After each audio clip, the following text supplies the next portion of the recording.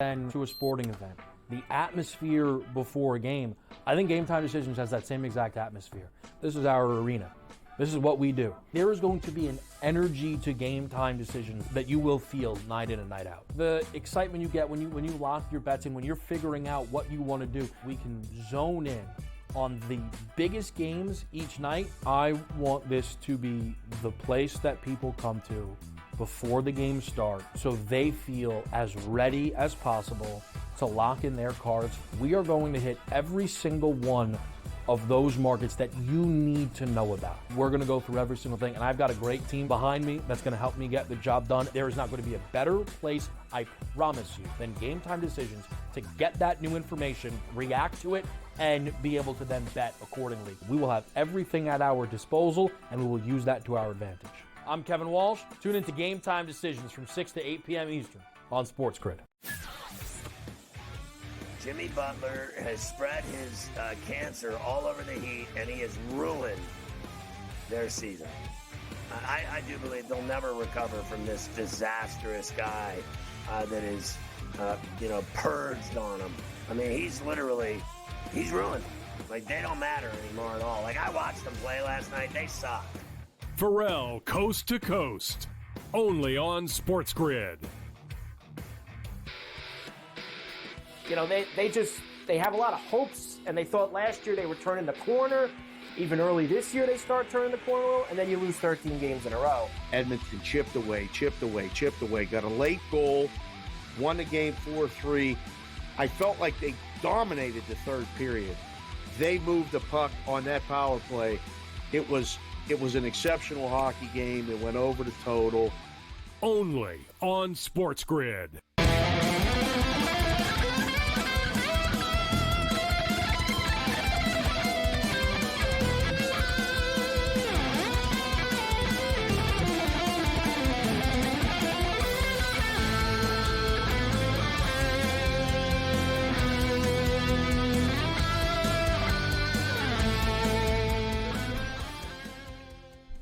Let's roll. This is SportsRage. I am Gabriel Morency, the pimps, the players, the hustlers, the people that bust them, and everybody else in between. Let's do this thing. The Thursday night throwdown has begun. We've got a lot of action to break down right now. A little bit of something for everybody this evening in the late night hours. NHL hockey, NBA basketball, college basketball, international CONCACAF champion soccer as well. As I stated, we got a little bit of something for everybody. But let's go in the chronological order of which these games are starting right now on SiriusXM Channel 159, SportsGrid Radio and Television Network. Let's start off in the National Hockey League.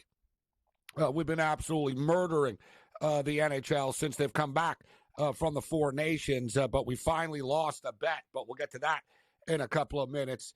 Let's start off in Sin City, Las Vegas, Nevada right now. The Chicago Blackhawks are in Las Vegas to take on the Vegas Golden Knights, and this has been a disastrous season for the Blackhawks. All you need to know were the words of Seth Jones after the game the other night, in which he said, "We've had zero progress in the last couple of years." And I can't help but think that that was somewhat of a shot at Connor Bedard as well, whether he named him by name, but he basically said, like, I want out of here. And anybody who's paying attention to the Blackhawks can tell Connor Bedard is far from the happy kid that he was a couple of years ago playing junior hockey right now. So the Blackhawks are a train wreck. You guys know my style. I never lay a goal and a half in these games. I'm always like, let's take a shot with the plus 1.5 if we can. I just don't see how we can tonight. I'm going to lay the goal and a half with the Vegas Golden Knights. I think Vegas step up tonight. They're coming off that loss against the Los Angeles Kings. Vegas, a dominant home team. I'm looking for Vegas to win this game. I'm not playing around with any parlays or anything like that. We're not laying minus 425 on the money line. We'll lay the 1.5 with the Vegas Golden Knights to win this game tonight against the Chicago Blackhawks. Meanwhile, we got a hockey game in Orange County tonight. The Anaheim Ducks are hosting the Vancouver Canucks. The Vancouver Canucks, of course, played the Los Angeles Kings last night, and the Canucks got it done. They blew the 2-0 lead. As you know, it's funny. They were up 2-0 last night. We were on the show, and everybody was sort of patting each other on the back for taking the Canucks. And I brought it up a bunch of times. I said they could blow this lead, right? The Canucks are a very like up and down, all over the place type of team. Like, you know, with winning streaks, even within the game, right? Like they'll look horrible for 8 minutes and then they look like Stanley Cup champions for a period. They really are all over the place, this team. Not an ideal spot tonight for the Vancouver Canucks, right? They just played last night against the LA Kings. Game goes to overtime. And now they got to play against the Ducks. But we can tell you, they absolutely positively own the Anaheim Ducks. They're 9-1 the last 10 times they played. The Canucks have won 9 of the last 10 times that they played. Sea-loss between the pipes tonight. Demko is hurt. Lankinen's their new number 1. Lankinen played last night, so it's Sea-loss tonight. But remember, Sea-loss played in the playoffs last year, and he's more than capable between the pipes. Another thing I'll say, and I'm watching the national anthems right now, is there's a lot of Vancouver Canuck fans in the building. And you'd figure why, how. But Vancouver Canuck fans travel, and they were there last night for the LA King game, so it's like 2 for 1, right? You know, you see them play back-to-back, and you know, these Canuck fans probably got in for cheaper for the 2 games tonight than they did to get in to a game when the Canucks actually play in Vancouver. So tough game tonight. You know, the Ducks are a 1-2 since the Four Nations restart. They were winning games, too. They were on like a 3-game win streak before everything shut down, so it wasn't ideal for them. I think the Ducks are a competitive young hockey team going in the right direction. Complete toss-up game tonight, and the odds makers agree it's -115. Right now for the Canucks, -105. Back-to-back, but the Calgary Flames lost tonight. And the Canucks and the Flames are really battling right now for a playoff position. And this is the opportunity it's like a 4-point swing game, this game, right? The Canucks won last night. The Flames didn't play. They just lost tonight. It's a chance for the Canucks to get up by 3 points and start to pull away from Calgary a little bit and set their sights on the Colorado Avalanche up next. They win this game. They're only 3 points back of the Avalanche. I think the Canucks find a way to get it done tonight. Let's go with a 3-2 final score. One of the best bets in sports have been the Anaheim Ducks to the under. They're like a serious under team. People don't really talk about the Ducks. We've talked about this quite a bit. We've gotten away from it through the football playoffs and stuff. But earlier in the year, we were talking a lot about the Ducks under. 35-17-5 to the under on the season. The Canucks are 31-26 to the under on the year with a push. Let's go under 5.5. This feels like a 3-2 type of hockey game. And I say the Vancouver Canucks win this hockey game. They won last night 3-2. Let's go back-to-back 3-2. Although I'm not betting final score predictions, but give me the Canucks to win the game and give me the under 5.5. If you want to go alt line, it's a little pricey at -175, -180 for the 6.5. So Vegas Golden Knights -1.5. Vancouver to win, and Anaheim and Vancouver under 5.5. We got some soccer, CONCACAF League Champions soccer going on. And listen, I'm a big MLS guy and stuff, and I'm down with it, but there's too much soccer. You guys start the MLS season, and, the Whitecaps play Sunday. Now you got them playing Thursday, and they play Sunday again against Los Angeles in an MLS game. It's like you guys were off all this time. You figure you could figure out not having teams have to play 3 games in like 6 days, but hey, it is what it is, right? And so the Vancouver Canucks are not the only Vancouver team in action tonight. The Whitecaps are playing in Vancouver against Deportivo Saprissa. These two teams already played. It's one of these aggregate type of deals. Saprissa won the first game 2-1. Vancouver really didn't play people. They have pretty much a full lineup tonight, except not everybody, but Vancouver does want to win tonight. They have a new coach. They're trying to, get fans. It's, their first technical home game, but it's a hard sell. You're playing on Thursday night in a game that kind of doesn't matter. It does, but it doesn't. And then you want people to come back on Sunday. That's what I don't understand, right? And they're playing their technical MLS home opener, but they're playing tonight. But they're down 2-1 on aggregate, so they're going to need to score goals, and they're going to need to win by a margin here, right? Like if they get up by 1, they're only tied suddenly. Like they're going to need to score a couple of goals.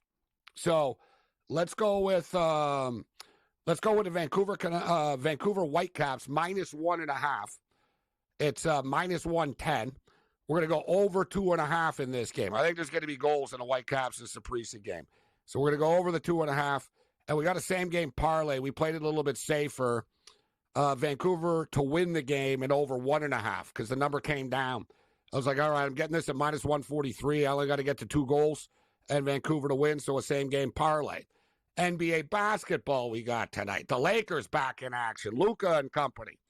And I get it. It's Luka and LeBron and the consummate professionals. Well, the Mavericks didn't think so, but I'm not going to say, oh, they're not going to be up for the game, but that was an emotional game the other night for Luka, playing against the Dallas Mavericks. Now you get the Minnesota Timberwolves rolling into town, and the T-Wolves have kind of underachieved this year, but the T-Wolves are a damn dangerous basketball team. Give me the Minnesota Timberwolves plus the points. We're getting even 6. Give me the 6 spot with the T-Wolves. And you know what? We're feeling it tonight. So let's go Anthony Edwards over 28.5 points. One thing about the Lakers, yeah, they're fun to watch, but you'll notice the other team star players are scoring a hell of a lot of points against them as well. Edwards goes off tonight. 4 picks on the other side. Let's roll.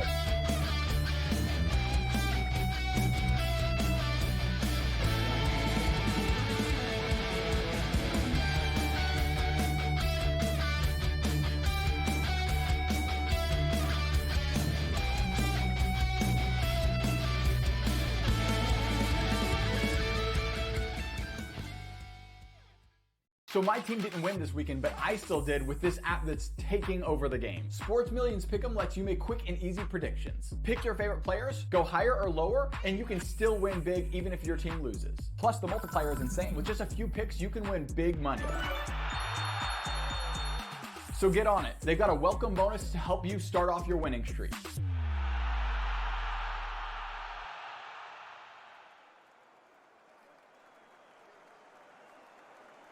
Anyone that's been to a sporting event, the atmosphere before a game, I think Game Time Decisions has that same exact atmosphere. This is our arena.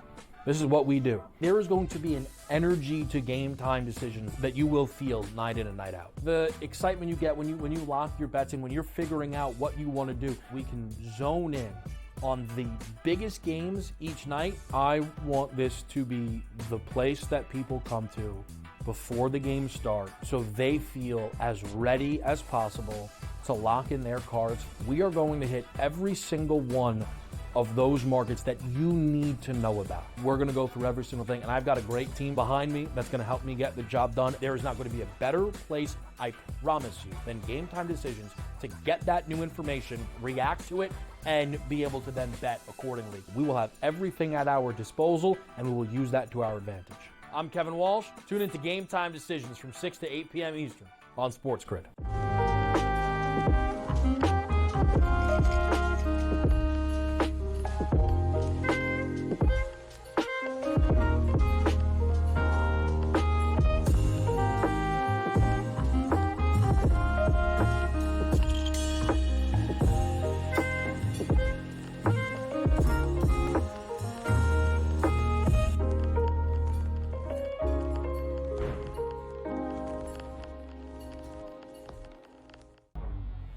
Two guys that can do it all. Too much electricity this morning. This is a good time. We're having a lot of fun. I had to do a triple take. Ka-ching! Why? Because of parity. I didn't mean to offend. Yeah, it's not going to happen. Load management is a dirty word. Let him rip. You know what?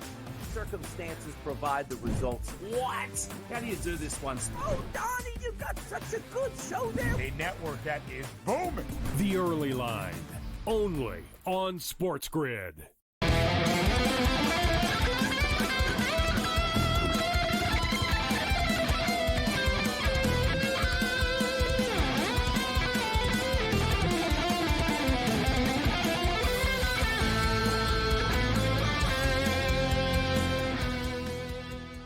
This is SportsRage. I am Gabriel Morency. Let's do this thing. SportsGrid Radio and Television Network, Sirius XM Channel 159. We got a little bit of something for everybody on the show tonight. NBA talk. We'll track the Lakers and the T-Wolf game. Tonight I like Anthony Edwards over 28.5 points scored and the T-Wolves plus the points. We'll track the NHL games, college basketball. Guns picks will join us later on. We'll talk college basketball with Guns picks. Big card Julio. You know, Julio will have a little bit of something. Julio will have like outdoor lacrosse bets and ping pong, and who knows what Julio's going to have up his sleeve. But we got a bunch of soccer, and we got it all. We got NHL hockey going on right now as we speak. The games have started. I gave you my picks off the top. The Vancouver Canucks have just scored the first goal of the game, and they were just on the – listen, Tyler Myers has been heavily criticized over the years, especially – and I've been – listen, he's been one guy that I used to get so angry. I'd go to Canuck games and watch him play. And I was like, dude, you're 6'7", you're 7 foot on skates, man. Hit somebody. Scare people. And I got to tell you, man, this guy's been a rock the last 2 years. Been playing great hockey. He started off this game, literally like the first shift of the game. Myers flicks the puck over the glass into the stands, gives the Ducks the power play to start the hockey game. About a minute and a half in or so. Nevertheless, the Canucks kill off the power play, and it was one of those. He came out of the box, and they hit him right out of the box, and he teed up a slap shot, Guy Lafleur style, cruising down the side, and scores. Vancouver Canucks up 1-0 right now. And I see the Chiron graphic operators are a little slow. It's 1-0, but they have 0 shots on goal, I guess, somehow. Like, figure it out, guys. I swear to God, like... All right, let's roll. We got George Kurtz. We got Cam Stewart in the house here, and the Canucks nearly just scored again to take a 2-0 lead. Kurtz is just wrapping up the national anthem of this game right now. That's how far behind he is. The game's just starting. What's up, Kurtz? I'm always, it's the worst thing about being on with you. Always about 6 to 8 seconds behind, right? You said the Canucks scored. I'm watching the game. It's straight ahead of me. I'm like, okay, who's going to score? You didn't say who's going to score. Okay, that's the thing I was waiting for here. And now you see the puck go in the net here. By the way, I guess technically if you banked it in off somebody, you could score without a shot on goal. Is it? No, you're right. You're right. I'm not sure I'm right, by the way. I'm not sure that is. No, but think about it. Let's say it's a delayed penalty and the other team passes the puck, hits somebody, bounces into a net. Mm-hmm. There's ways it could happen. Goalie, right? Marc-Andre Fleury, actually, people were so angry in Canada for years. Marc-Andre Fleury in the World Junior Championships in the gold medal game came out to play the puck, shot the puck, and it hit like a defender, and it went in. Like, it was one of the nightmare moments for him in his life type of deal. So it can happen, but I'm just stating that goal was a clean slap shot. I mean, he got out of the box, he teed one up, and he beat the goalie. But nevertheless, the Canucks look crisp to start this game. They're all over the Ducks right now. Cam, who you on in this game with the Canucks and the Ducks? I feel like a traitor. Morency, we were on Vancouver yesterday, but I took Anaheim tonight for some weird reason. I don't know why I did that. I just thought they were in a good spot. But we know one thing about Vancouver. They didn't play their best game yesterday, and they found a way, gave up that 2-goal lead, and they win in overtime. So maybe they are coming out crisp because they got a little bit fortunate. But I took Anaheim tonight. I am on Utah, and that Chicago-Vegas game over. But, yeah, I'm on the Ducks tonight, Gabe. Quack, quack. Captain Chalk, who you got tonight? George, what do you got? Oh, God, I got the Ducks, too. So I'm not sure which game. Wow. Daffy Duck and Donald Duck. Yeah, we're going to quack, quack, quack. Yeah, it was a tough game. It is. Same thing yesterday. The Ducks aren't a terrible team, and Vancouver played last night. It's the only reason why. Vancouver's a better team. Just give it a shot with the Ducks tonight. And so that's another reason why I wasn't very happy. When great, it's 1-0 according to Gabe already. I'm like, damn it, But listen, it's been a good night so far. So I'm not going to complain yet. What about the Vegas game? Who are you on in the Vegas Chicago game? What do you got? Well, I think that all right, that was that's Vegas. Although Vegas is playing minus 1.5. Yeah, parlay. Got to go. No, I didn't like the parlay with Vegas tonight. I didn't like Anaheim at the parlay with Vegas. So I wasn't doing that. No, I took the goal line tonight. But I was a little worried there because Vegas just has not played all that well of late. That's why tonight's a monster spot. I never lay a goal and a half either. I don't do the parlays and stuff. Like, if I'm going to do it, I'll just lay the goal and a half and I'll live with it if they don't. But Chicago right now are in a bad spot. Like, this is a disaster for them. They already fired a coach. They're into year 2 of Connor Bedard. Anybody that's paying attention sees Connor Bedard's body language. I mean, this kid looks depressed, man. Like, he's just flat out, like, he's beaten down. He looks pale, and he looks like Justin Bieber. It's like, there's almost like people like known, like that know him are concerned. Like, They're like, I don't know, man. Like, this isn't working out for him. He does, actually. We got to send our family. Well, he's not all messed up, but he's just sort of, after Looks like a games, kid. he's very, withdrawn with the media. The other day, he was sitting in the penalty box, and there was just people watching him for 2 minutes. The kid just sat there. Who knows what was going on in his head, but he was just like everything was bothering him as he was sitting there, like for the 2 minutes. But then Seth Jones the other day, I thought it was really fitting when you heard Seth Jones say, there hasn't been any progress here in the last couple of years, which I thought was kind of a subtle shot at Bedard a bit. But he basically said, he goes, we're not any better. We're not getting better. He goes, we've changed coaches. He goes, nothing matters. He goes, it's just, and then basically he was saying, you guys got to trade me. Like, say he wants out, like 1,000,000%.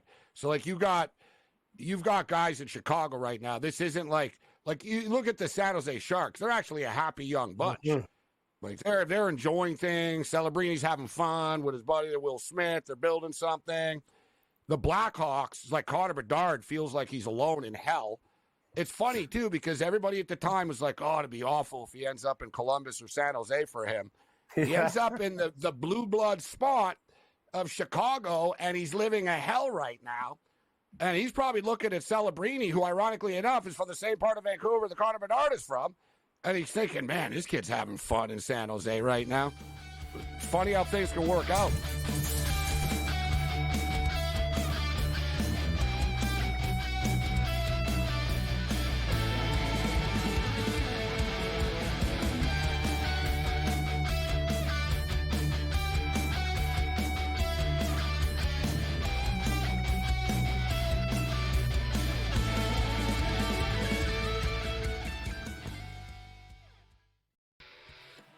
Brady Tkachuk saying that if his brother did miss that overtime period against Canada like we saw him do, it must be serious out there. And of course, Brady Tkachuk, not a doctor, but you've got to wonder the status of Matthew Tkachuk and what we're going to find out. Game time for all of these teams and all these players that were, teammates. Now they're facing off against each other. Now they're back to being teammates, whatever it might be. Like, it's time to get things rolling back in the right direction. HL today, only on SportsGrid.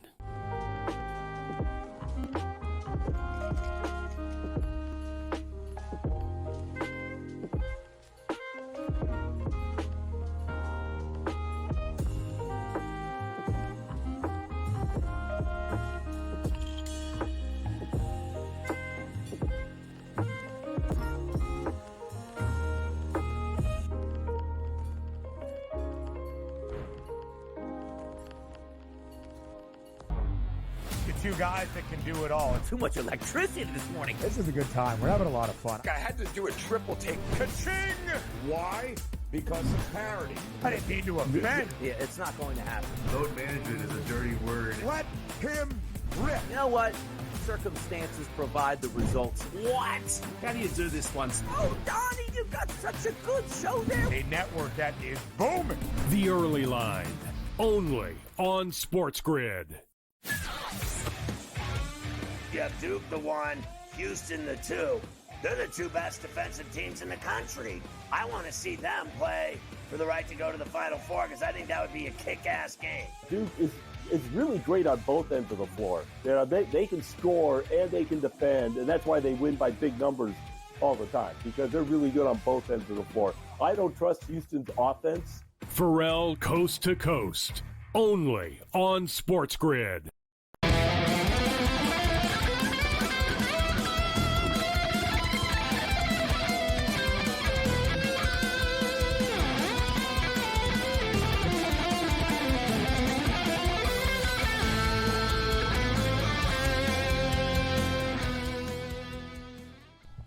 Let's do this thing. We've got hockey fever following the Four Nations. Although we're going to cover everything on the program tonight, including the soccer, as soccer's back. But 1-0 for the Vancouver Canucks right now. They actually have 5 shots on goal in the first 8 minutes of the game, which by their standards is a lot. Like they had 6 with a couple of minutes left in the second period last night. Sea loss between the pipes tonight for them. Both Cam and George Kurtz, surprisingly enough, took the Ducks. A lot of hockey left tonight. But Kurtz, you said something. I wanted to get to the Vegas game, so I didn't jump in at the time. You said, well, they played last night. They did play last night, but they're pretty well rested coming off the Four Nations. They're also pretty, they're kind of a frustrated team, which you kind of want to get back on the ice, right? And my big point was they played against the LA Kings last night. They stayed in the same hotel. Like they've been in LA for multiple days now. And we see with college basketball, too, it's not a bad trip for teams. Oh, nice save, Sea Loves. It's not a bad trip for teams. You play back-to-back LA. It's like, all right, we stay in the same hotel. We take a longer bus out to Orange County after, and it's all good. And the biggest key guy was tonight, the Calgary Flames lost tonight. And the Canucks and Flames are going back and forth. And, you know, every night it's like, oh, they're up by a point. Oh, we're up by a point. You're up by a point. And the Flames have had that game in hand. But now the Canucks can, like, even it out here and get a nice 3-point. Like, you know, they can add on another couple of points here and have a 3-point lead on Calgary after this. And then only be 3 points behind Colorado, George. So it is a big game for the Vancouver Canucks. Like, the importance of this, they're all big, but with the Flames losing tonight, no doubt they saw that in the room before and said, oh, wow, this is like a 4-point swing game for us guys tonight. Like, you know, we got to win this game. We got to get to 2 points tonight. And as you said, 3 points behind Colorado, they'll have a game in hand there. All right, so Calgary catching Colorado is not out of the realm of possibilities either. They have 2 games in hand on Colorado. So the St. Louis Blues keep winning now. They have Binnington back from the Four Nations. Now, right? I'm not kidding. Were they there? They played 60 though, even games with they got Vancouver and Calgary both have 2 games in hand on St. Louis. That's a little rougher. So they got a lot of teams to climb over there. But the point here is that it's a big game for Vancouver, right? Because it sets you up here to maybe get that second the first wild card spot. But also, let you know, Colorado's got to pick it up. They are not locked in a playoff spot at all. I put a poll question up tonight. I got the odds up, and I didn't include Colorado. I should have, but they came in today. They had a 5-point lead in the wild card, and there's so much talk about Calgary and Vancouver getting that last spot potentially. So I had a poll question up. I think Vancouver gets it. I believe you and McInnes last night, Cam, were saying Calgary, right? Calgary, for the record, there wasn't odds last night. There were today before the game started. I don't like the odds, but the sports books are not giving the Flames a lot of love. Like the Vancouver to make the playoffs was minus 210 coming into tonight, and the Calgary Flames are plus 150. The thing about the Flames, too, is they've been overachieving. So they might find, like, you know what I mean? They've been playing great. We talk about Wolf in net and a lot of no-name guys. Kadri's been fantastic. God, I wish he still played in Toronto. I love that guy's complete game. But I don't know if they can maintain it, Gabe. I talked about it. But Vancouver is a better team than Calgary. It's just about, you know what I mean, coming together and playing desperate. In the East, I made that bet a long time ago. I think you agreed with me. Boston not to make the playoffs. And Kurtz's Islanders beating Boston tonight, very, very big. These guys are in a tailspin. They pissed the game away against the Leafs with a 3-goal lead, and they lost to the Islanders tonight. Things are getting real. Teams are breathing down their neck right now. So, Kurtz, what do you think about the Canucks and Flames battle? Who do you think comes out on top and why? I mean, Canucks have been battling injuries all year long. Demko's out now. Quinn Hughes coming back was huge last night. He's their best player right now. What are they going to do at the deadline? Right, they already traded JT Miller because one of them had to go. Are they going to make more moves? I think I'd say whichever team makes the better trade in at the deadline, if either one does, is probably my favorite. I think Vancouver's the better team, barely here. So I would say Vancouver, but the odds tell me, take the plus money in Calgary. It's that close enough where if I had to put money on it, I'm not. But if I had to, I would just take the plus money in Calgary. The thing with this, you look at Vancouver and they really couldn't have had more bad things happen to them this year, right? Like, first off, JT Miller says, I'm not showing up. I need time by myself. He disappears for a month. I'm right. He's the one bitching at everyone in the room. The guy disappears for a month. He leaves for a month. They losing Zadorov was massive, right? Like, they lost players, and then Pedersen and the feuds, the injuries, but I think they're going to get on track eventually.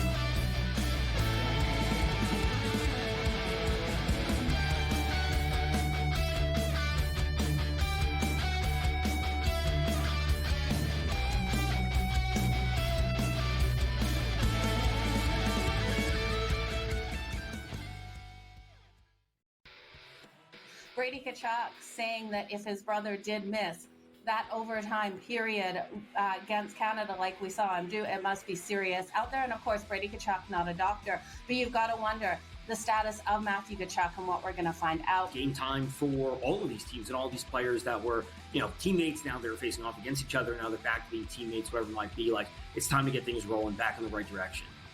HL today, only on SportsGrid.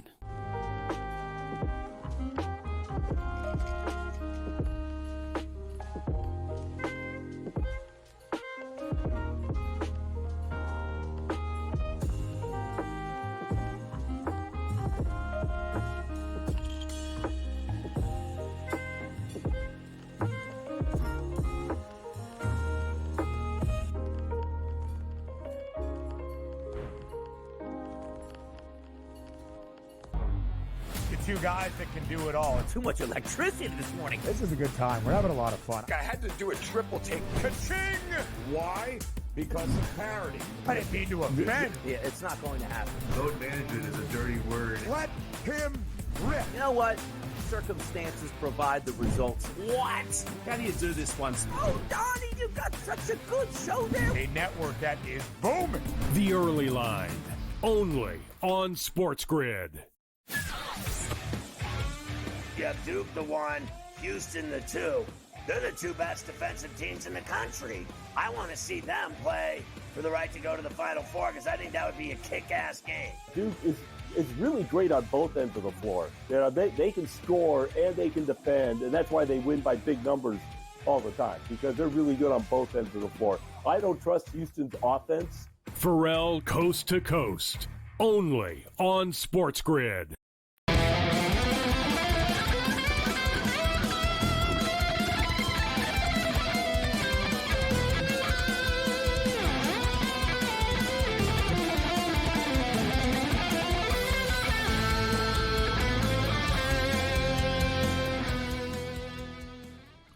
This is SportsRage. I'm Morency. Man, there's been a flurry of activity in Las Vegas already, guys. 2-1 for the Vegas Golden Knights. 9 minutes left in the first period of play. Been 3 goals in this game already. The Anaheim Ducks are now pressing on Vancouver. 1-0 Canucks. Total currently 5.5, minus 230. I should have jumped in on the 6.5 right away when they scored, but I already had the total. Chicago, Vegas, 2-1 for Vegas. 2-0 for the Utah Hockey Club. And the Winnipeg Jets, 11-game win streak, guys. Looks like it could be in jeopardy right now. They're losing 2-1 to the Nashville Predators with 5 minutes left in the game. Been a nice run for the Winnipeg Jets. They played last night, right? They were just in Ottawa. There's one thing, like Kurtz, you just said about like the Canucks playing last night. It's like the NBA. Like teams play against the Clippers and Lakers in these back-to-back games. It's in the same freaking arena. So, like, it's not, it's not a real road game. It is and it isn't in a sense. But if you're the Winnipeg Jets, guys, that's a weird trip, isn't it? Yes. Playing in Ottawa, and then the next night they got you flying to Tennessee, right? It's not in synchronicity. That's the thing. Teams in the West, man, they have it so much harder than teams in the East. Like these road trips for West Coast teams, like the East is a joke. Like New York, Boston, Philadelphia, Washington, Montreal, Toronto, Ottawa.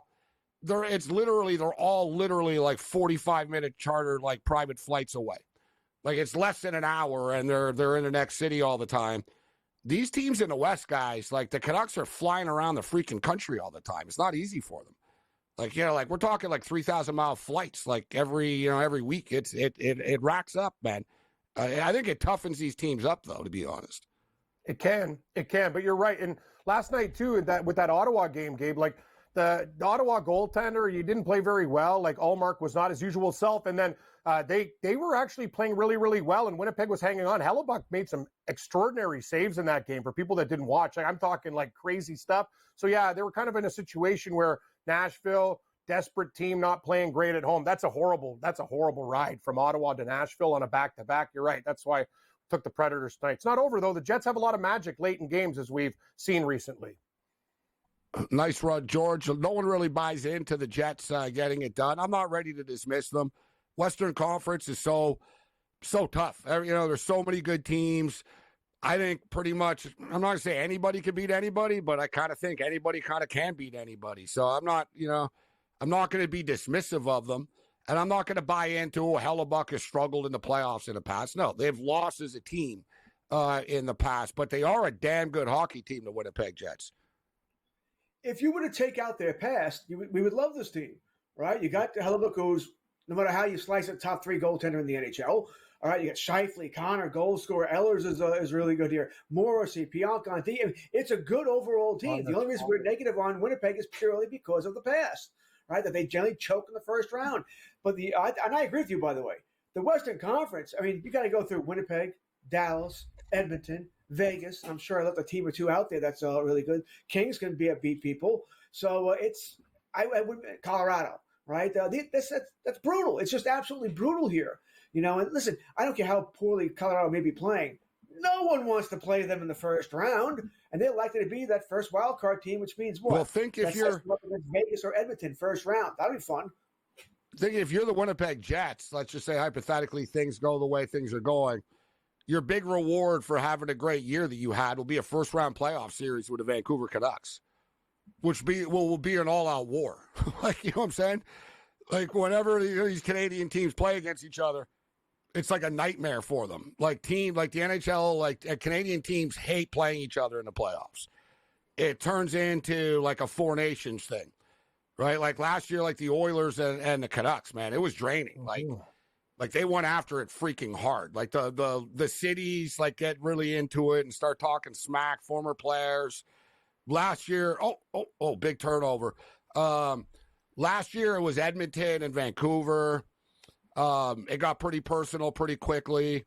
Montreal and Toronto in the past, they never really play in the playoffs, but it's great stuff. I mean, the hostility will be big, but I'm just saying, like, the Canucks could beat the Winnipeg Jets in a first-round playoff series. They could. Like, it'll be a 7-game series. Like, it'll be a freaking battle. Like, so, no one, really has a big advantage going into this, like, into the West, really. It sounds, you'd like to say, this team and that team, but like you said, there's 6-7 teams that could win and come out of the West. If Winnipeg were to lose, and I'm not trying to disparage the Canucks, but if Winnipeg were to lose in the first round to the Vancouver Canucks, you sort of had an excuse last year when you lost to Colorado. Okay, that's Nathan McKinnon, Rantanen, McCarr. Fine, that can happen. You lose to a Vancouver Canucks team that right now is really Pedersen, Hughes, and not much else. I think there'd be major changes. I mean, it's not working then, right? It's not working with that group. I don't want to go back to their past because I just said, well, if you took the past out of, but you know what the fact of the matter is, bro. People didn't think the Jets were going to lose to the Montreal Canadiens when the Canadiens won to the Cup. The Canadiens swept them. The Oilers beat the Jets in a playoff series. I think they won like 4 games in overtime. It was like a sweep, but it was like, you got to be kidding me. We lost in overtime again.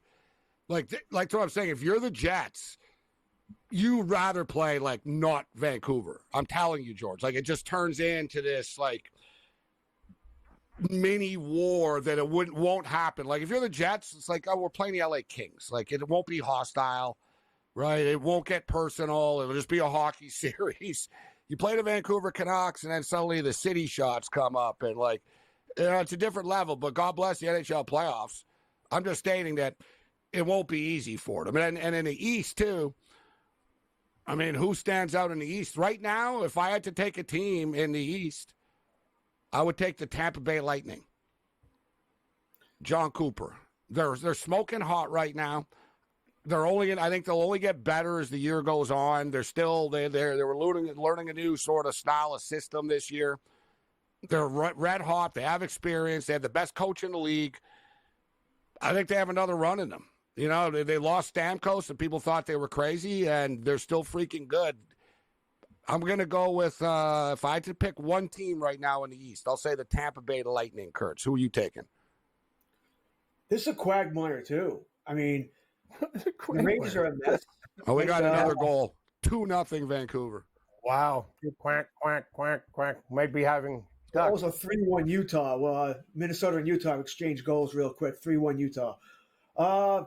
I mean, I like the Devils a lot, but they're having their troubles as well here.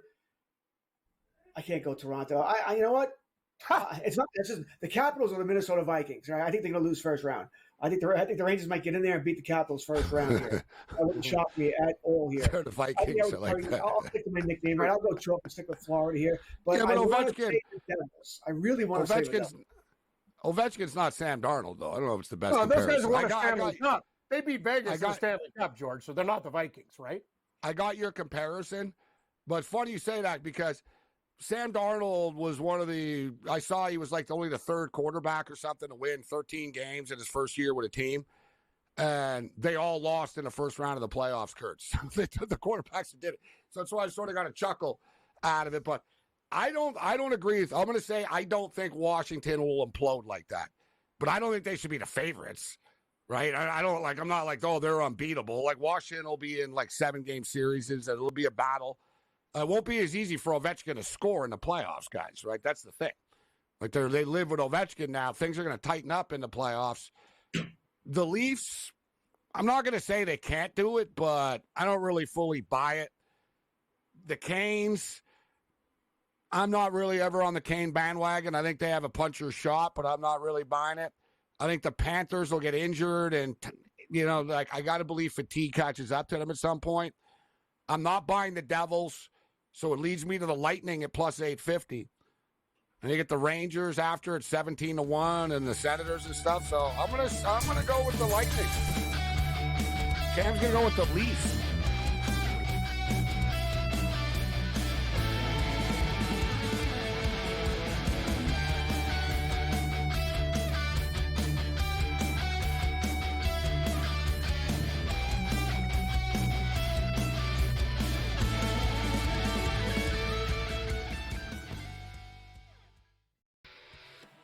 Brady Tkachuk saying that if his brother did miss that overtime period against Canada like we saw him do, it must be serious out there. And of course, Brady Tkachuk, not a doctor, but you've got to wonder the status of Matthew Tkachuk and what we're going to find out. Game time for all of these teams and all these players that were, teammates. Now they're facing off against each other. Now they're back to being teammates, whoever it might be. Like, it's time to get things rolling back in the right direction.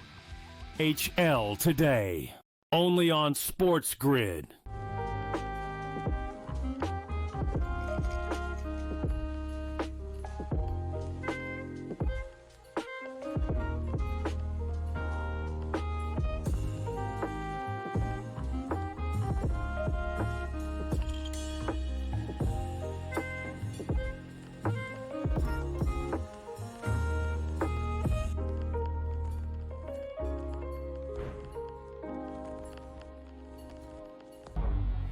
Two guys that can do it all. Too much electricity this morning. This is a good time. We're having a lot of fun. I had to do a triple take. Ka-ching! Why? Because of parity. I didn't mean to offend. Yeah, it's not going to happen. Load management is a dirty word. Let him rip. You know what? Circumstances provide the results. What? How do you do this one? Oh, Donnie, you've got such a good show there. A network that is booming. The Early Line, only on SportsGrid. You have Duke the 1, Houston the 2. They're the two best defensive teams in the country. I want to see them play for the right to go to the Final Four because I think that would be a kick-ass game. Duke is really great on both ends of the floor. They can score and they can defend, and that's why they win by big numbers all the time, because they're really good on both ends of the floor. I don't trust Houston's offense. Pharrell Coast to Coast, only on SportsGrid.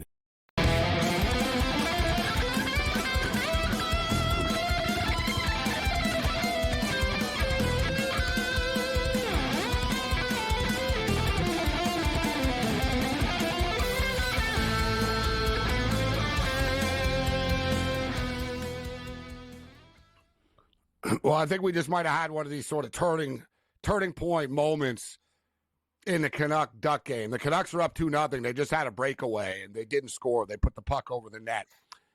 3-0 would have been a dagger. 2-0 is not. Well, I don't want to say it because I got the under, but inevitably watch the Ducks score here in the next minute before the end of the period. There's a minute left in the first period of play right now. All right, so we'll move on from the NHL. We'll get into some baseball. And some football talk with George and Cam here. But as far as the future picks are concerned, if I was picking right now, I'm going to say the Tampa Bay Lightning will play against the Winnipeg Jets in the Stanley Cup final. And you know what? I can get final exact forecast here, too, prices. So we'll get your guys' picks, and I'll give you the odds. So, yeah, my pick is the Tampa Bay Lightning. I got to scroll down here because it's alphabetical, a nightmare. Tampa and Winnipeg. I'm down. Keep scrolling. I'm at the bottom here. All right, here are the Leafs. So Cam says the Toronto Maple Leafs versus the Colorado Avalanche, Cam? Yes, I don't know. I just had a premonition about the Stars, but yeah, give me Avalanche. Let's see what that one is. Yeah, this is to win it all, actually. So I'm on the exact final forecast. Toronto Maple Leafs to beat the Colorado Avalanche in the Stanley Cup Finals, 65-1. I kind of want more. Yeah, they should have made it 67-1 since they haven't won since 67. Oh, cut his mic. Well played, Morency. I would want more too, though, Cam. I'm thinking the Leafs haven't won in like 57 years or whatever. It's like, you got Colorado who's shaky. I need better than 65-1 for that. What do you think, Kurtz? They should make it 67. You're right. That was a real. What about Dallas? What do you think, Kurtz? What do you think of that one? They're not good enough odds. Maple Leafs to beat Avs at 65. 100. 100. Yeah, I was thinking triple digits, but I don't listen. I think Toronto's got a shot. I do. I just don't know if they can Toronto get to beat Dallas is 60-1. Toronto to beat Edmonton is 45-1. I think I would pick the Devils in Dallas. All right. I don't want to pick the Jets like you did, so I'll go with the Dallas Stars. Maybe this is their year, right? They got the good goalie. Theoretically, they have a good offense. Should get back some players that were hurt, Heiskanen and Seguin, who are both out to right around playoff time here. So I'll go the Devils in Dallas. Devils need to get healthy as well. Devils, I think they're a really good team. I truly do. And I just think the East is wide open. No one has separated themselves. I don't trust Washington.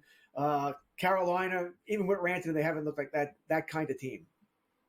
So you say Dallas to beat the Devils in the finals? They played in 2000. Didn't they play in 2000? Devils and Stars. Yes. 80-1. 80-1. Sounds about right. That's not bad. Mine, I said Winnipeg and Tampa Bay. You'll be less. It'll end in pain for Winnipeg. Tampa. Give me the Tampa Bay Lightning to win the Stanley Cup. Where the hell is Tampa? I would take Winnipeg over Tampa.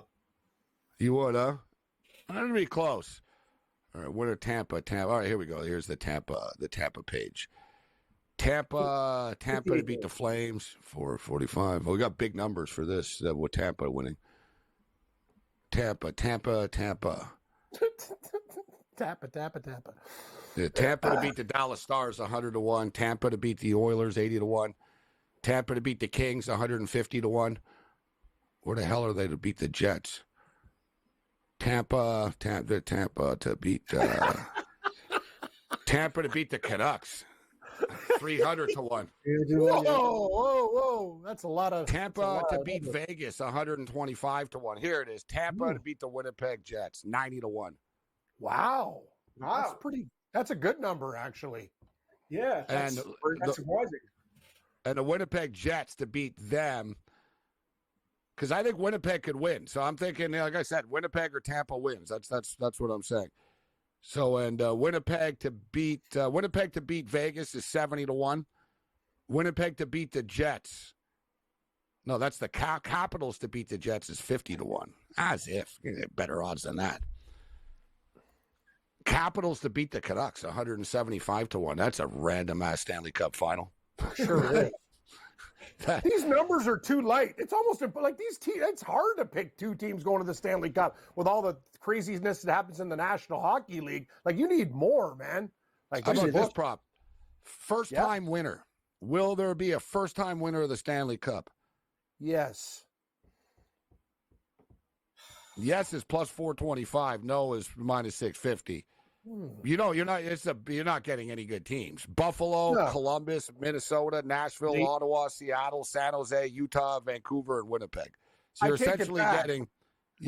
essentially getting Vancouver and Winnipeg at plus 425. That's a horrible bet, actually. In fact, please take it off my betting card. That's ridiculously poor. That's awful. Yeah, you would need a zero there. Country of Stanley Cup winner. USA minus 250, Canada plus 200. Or you get the Toronto Maple Leafs will be in the playoffs for sure.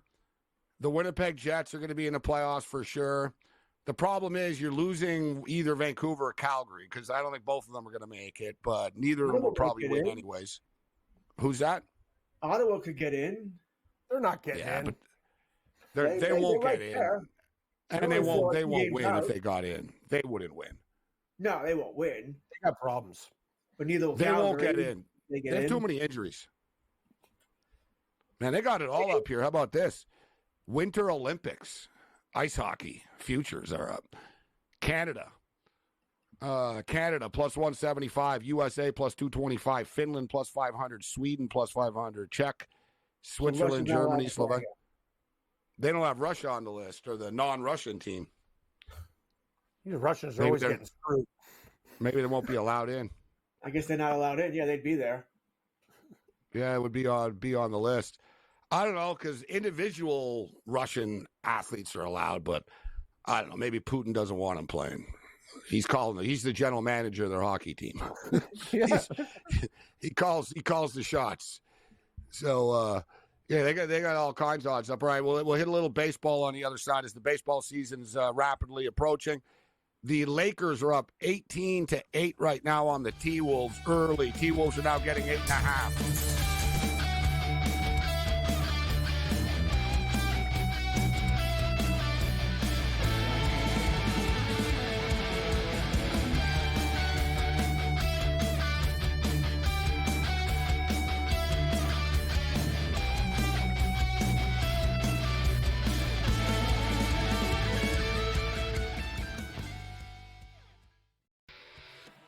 Brady Tkachuk saying that if his brother did miss that overtime period against Canada like we saw him do, it must be serious out there. And of course, Brady Tkachuk, not a doctor, but you've got to wonder the status of Matthew Tkachuk and what we're going to find out. Game time for all of these teams and all these players that were, teammates. Now they're facing off against each other. Now they're back to being teammates, whatever it might be. Like, it's time to get things rolling back in the right direction.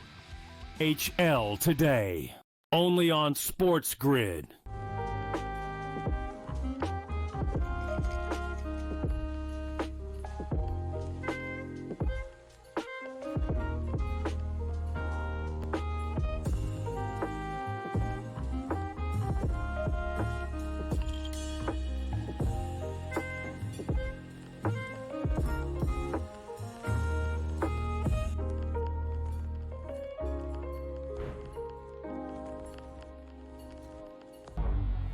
Two guys that can do it all. Too much electricity this morning. This is a good time. We're having a lot of fun. I had to do a triple take. Ka-ching! Why? Because of parity. I didn't mean to offend. Yeah, it's not going to happen. Load management is a dirty word. Let him rip. You know what? Circumstances provide the results. What? How do you do this once? Oh, Donnie, you've got such a good show there. A network that is booming. The Early Line, only on SportsGrid. You have Duke the 1, Houston the 2. They're the two best defensive teams in the country.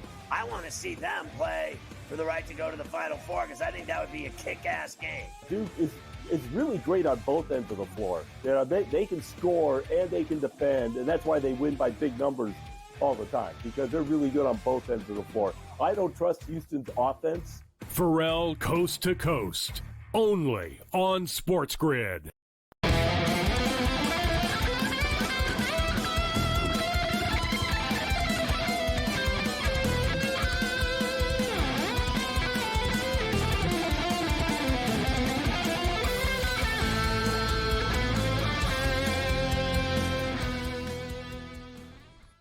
Let's roll. This is SportsRage. I am Morency. We're talking NHL futures, but the baseball season's around the corner. Maybe next week we're going to really jump in. We'll go team by team and win totals and go, every division and stuff. But there is a team. I was thinking about it, with the season coming up here. We're in the off season right now, and the Seattle Seahawks, NFL football team. Sort of like they're like the St. Louis Cardinals. Like, are the Seahawks still in the league? You know what I mean? Like, did they sign anybody? Like, have they done anything in the offseason? Have you heard them connected to anything about anybody in the draft? Is there any, like, it's almost like George Costanza, right? Like when Kramer tells him, like, you have anything to live for? He's like, yeah. He goes, you got a girlfriend? He's like, no. He goes, you got a job? You got any prospects? No. He goes, you have any good reason to get up in the morning? He's like, I like to read the Daily News sports section. But so where I'm going with this is, you got the Seattle, like, it's like, I don't know what it is with the Seattle sports scene.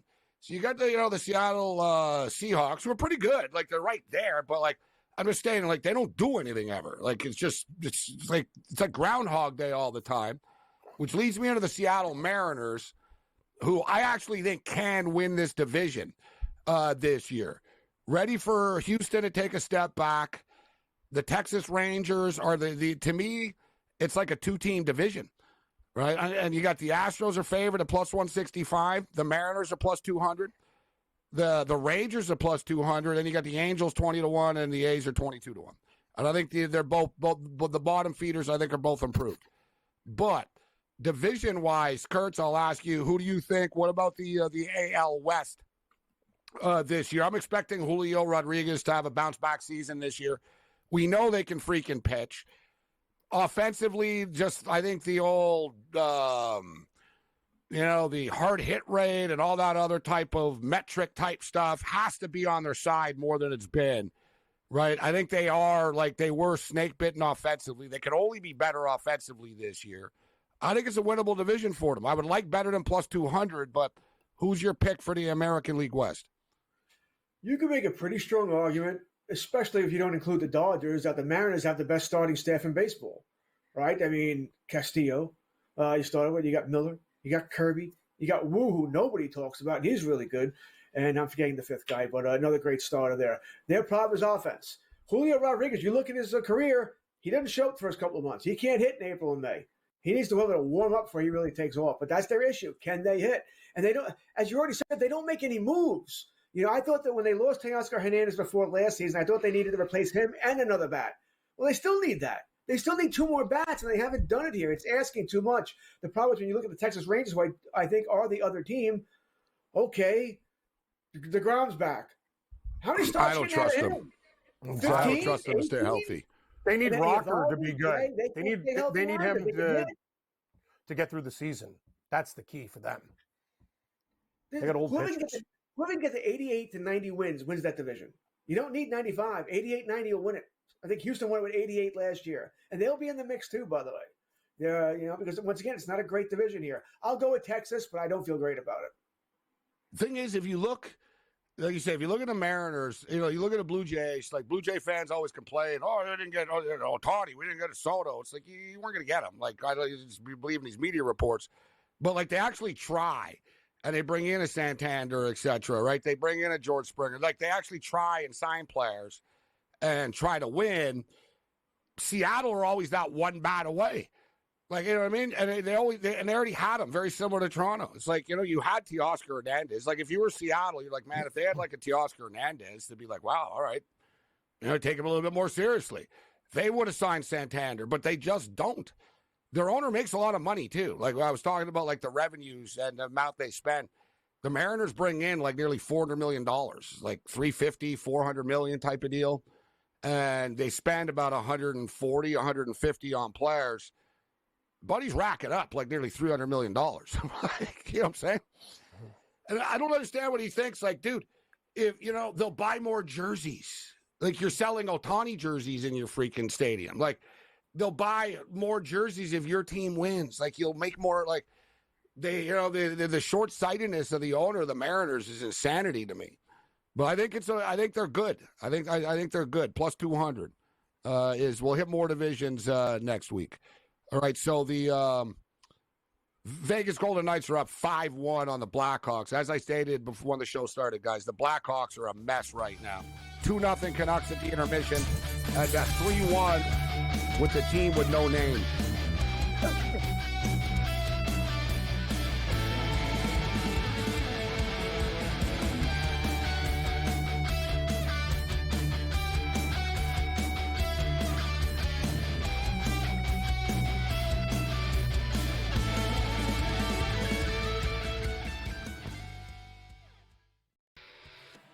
Brady Kachuk saying that if his brother did miss that overtime period against Canada like we saw him do, it must be serious out there. And of course, Brady Kachuk, not a doctor, but you've got to wonder the status of Matthew Kachuk and what we're going to find out. Game time for all of these teams and all these players that were, teammates. Now they're facing off against each other. Now they're back to being teammates, whatever it might be. Like, it's time to get things rolling back in the right direction.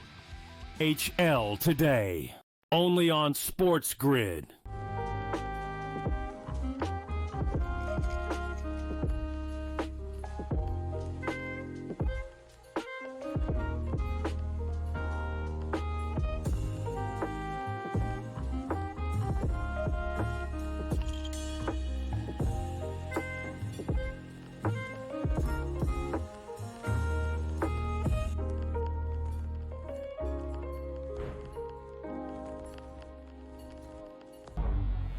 Two guys that can do it all. Too much electricity this morning. This is a good time. We're having a lot of fun. I had to do a triple take. Ka-ching! Why? Because of parity. I didn't mean to offend. Yeah, it's not going to happen. Load management is a dirty word. Let him rip. You know what?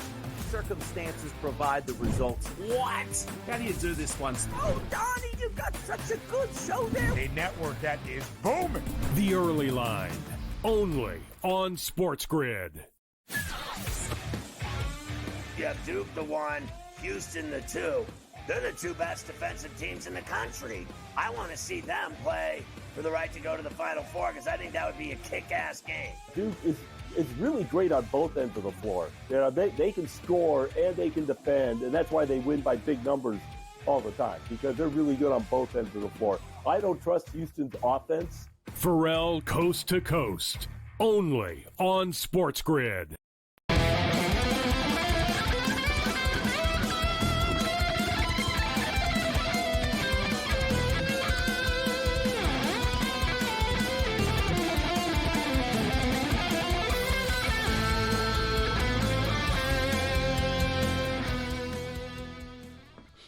All right, the potpourri of sports, that is SportsRage, continues.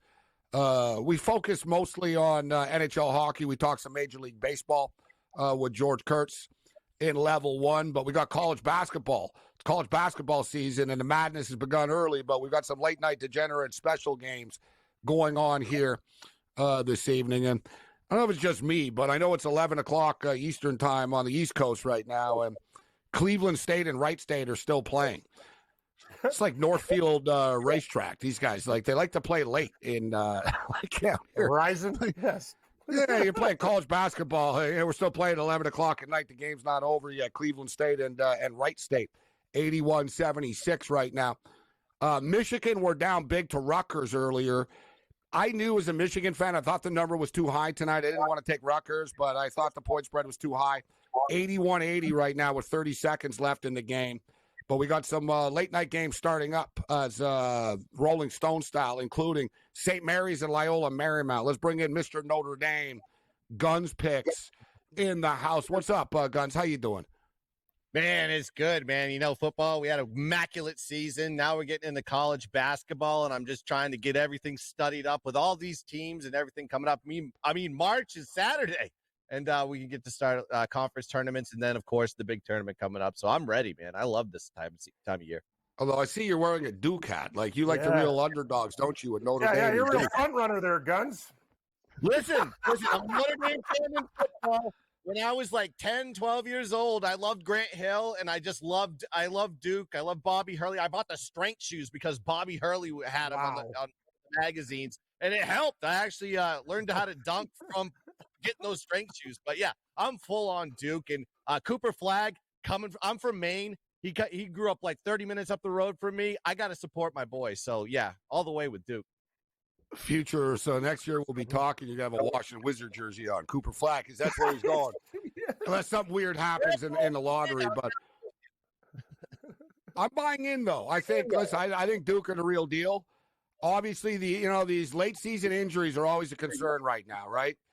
Right, yeah. You need your start. You need more than just Flagg. So health is obviously an issue for them, but the tournament is still a couple of weeks away. They got 3 weeks, more than 3 weeks to get ready for this. I think Duke are a legitimate threat to win, but All right, so on the late night DGen special here, St. Mary's and Loyola Marymount in downtown Los Angeles here tonight. St. Mary's having a great season, guys. 25-4 on the season, just 14-14 against the spread. Loyola Marymount have greatly improved over the last couple of years. 16-13 straight up, 12-16 ATS. St. Mary's have owned them 9-1 straight up the last 10 times they played, 4-6 against the spread, though. So Loyola Marymount have covered 6 of the last 10 games. St. Mary's Guns coming off their big win against Gonzaga, and they are riding a 5-game win streak right now. What are your thoughts on this one? Because I think we're on different sides. I'm looking at the home team as a live home dog here. Yeah, I mean, situationally, I couldn't disagree with you on this one on the Loyola Marymount side. But, I mean, when I saw the line on this one, I was a little bit confused because the last time these two teams played, it was the same line. However, St. Mary's was the home team. But now you got to give them the same line on the road. When I see lines like that, I kind of scratch my head. There should be at least a 3 to 4 point line movement from home versus away splits, and we're not seeing it here. So that's why I'm kind of leaning towards the St. Mary side. I did put a little bit on that game just to tuck me in at night. But it could go either way on this one. I'm not putting a lot of cash on this game, but I do like St. Mary's in this spot on the road just based on the line functionality. It should go without saying that I took the over of this game as well, so which I did. Which I did. Listen, Loyola Marymount can score, right? They're not great defensive. Like I think they're going to get into the 70s. So like they play the last 2 times they played, it's landed right around the number. These two teams when they've gone head to head, they got to 137 and 135. I got in at 134 tonight already. It's gone up a little bit. Cam, what's your pick if you have one for St. Mary's and LMU? I'm sweating out this the Cal State Northridge game. I got the Matadors. They've been good to me, plus 6.5. So we'll see what happens there. I have a lean to you with Loyola. I would take the home dog in that spot. I don't love the game per se. I like a couple other games better. Gabe, you know what? Wright State was down. You talked about that game. They were down 14 at the half against Cleveland State and came back in a crazy fashion there. So that could be huge for them. I do lean to Loyola Marymount. I agree with you. There should be points in the game. What do you think about the in-game stuff going on, Guns? Yeah, I got a couple of games that I'm looking at right now. I'm watching this Seattle game. I took them at -5.5. Actually, I got them at -3.5 last night, and I took them again at -5.5 because I was just like, oh, the line's moving in my direction. Might as well just slap it again. Also, I like Portland State tonight. They're up big on that one. So I got a couple of these late games going on right now, already locked in bets. On the live side, I don't really hit the live side on college basketball unless it's tournament time. And I have strong opinions on that one. So I try to lock everything up tonight. And then when I watch the games tomorrow, I'm already looking at the Saturday's card at this point. So, yeah, I'm always looking ahead, not during the games. 33-17 for the LA Lakers right now. They're smashing the T-Wolves. God, I got to tell you, it's already enough. And I actually do like the Lakers, but if they start winning games like this, the media coverage is going to become insufferable. Nauseating. Yeah. Coming off their big win, they win. They beat Denver. Now they beat Dallas. If they smoke Minnesota, I thought Minnesota was the play tonight, getting 6. They're down 33-17 right now. Rutgers are up 82-81 on Michigan with 3 seconds left in the game, and so we'll see what happens here if Michigan can pull something out late. All these Michigan games are always close right now. I thought the 10 was too high here this evening. All right, so Pepperdine, 43-43 with Portland right now. UC Irvine up 48-29 on Cal State. Fullerton, the hockey game, 2-0 right now, still for the Vancouver Canucks over the Anaheim Ducks. So we'll take a look. Guns already taken a head start look at Saturday's card. And we have a late night. We were speaking about late night bailout specials. You got UC Riverside in Hawaii tonight at midnight Eastern time. Then you got the Friday night card, which has always been a lot of fun. And I like these Fox games of the week that we've had. Purdue Guns laying 5.5 against the visiting UCLA Bruins tomorrow night at 8 o'clock Eastern. What do you think about this pivotal Big Ten matchup? I'm leaning towards the Purdue side, actually. I was almost going to pull the trigger before the show on that one. I kind of like the line position there for Purdue. Typically when it's -5, -5.5, that's kind of like their wheelhouse where they've done well. And this is a team that really, last few games haven't really played that well. I just think it might be a good situation. Seeing what the line is at -5, -5.5, I think there's a possibility here we could see an actual strong performance here from the Boilermakers here on Friday night. So I would lean towards that way, -5.5 on Purdue. I can tell you as a Michigan fan, we rolled in there on a Friday night in one of these Fox games of the week, and we were down like 40-12, like in the first 10 minutes. Yeah. Like it's, you know what I mean? Like you can pull off an upset on the road at this time of the year, but I think it's more so on a Tuesday night, on a Thursday night, or like you get this isolated Friday night Fox game and stuff, and teams are dialed in. Oh, the Ducks just scored 2-1. Ooh. 2-1. We got ourselves a hockey game here. 14 minutes left in the second period of play, and it's 2-1 for the Vancouver Canucks. So we'll take a look at tomorrow night's card Saturday and more with Gun Sticks. Let's roll.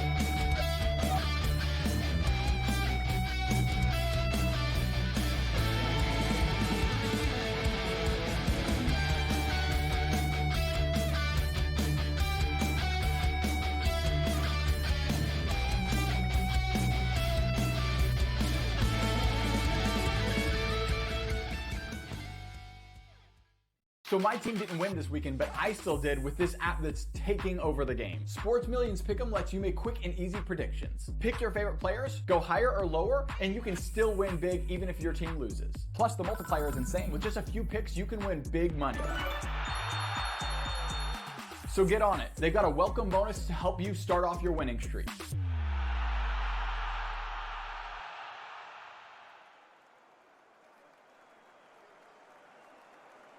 Anyone that's been to a sporting event, the atmosphere before a game, I think Game Time Decisions has that same exact atmosphere. This is our arena. This is what we do. There is going to be an energy to Game Time Decisions that you will feel night in and night out. The excitement you get when you lock your bets in, when you're figuring out what you want to do, we can zone in on the biggest games each night. I want this to be the place that people come to before the games start so they feel as ready as possible to lock in their cards. We are going to hit every single one of those markets that you need to know about. We're going to go through every single thing, and I've got a great team behind me that's going to help me get the job done. There is not going to be a better place, I promise you, than Game Time Decisions to get that new information, react to it, and be able to then bet accordingly. We will have everything at our disposal, and we will use that to our advantage. I'm Kevin Walsh. Tune into Game Time Decisions from 6 to 8 p.m. Eastern on SportsGrid.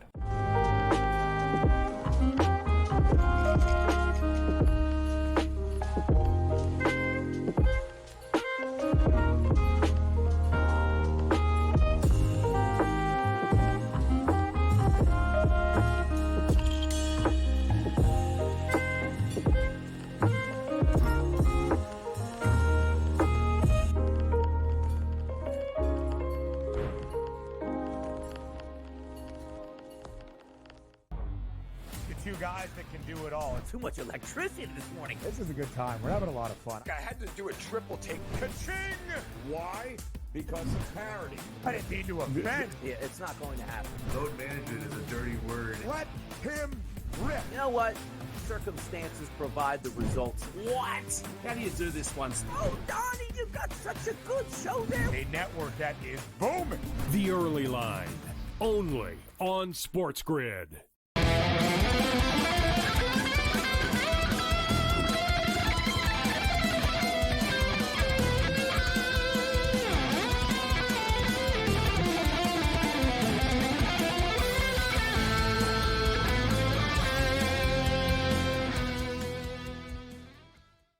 Let's roll. The Thursday night throwdown continues. This is SportsRage. We're taking a look at the big-time college basketball games coming up this weekend.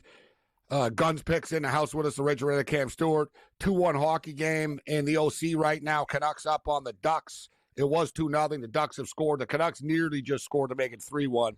And Vegas are rolling the Blackhawks right now. So we brought up the UCLA-Purdue game tomorrow. But looking ahead, these the Saturday slates, the SEC have just taken over right? I mean, it's just been one cool game after another in the SEC on TV all the time on the weekends.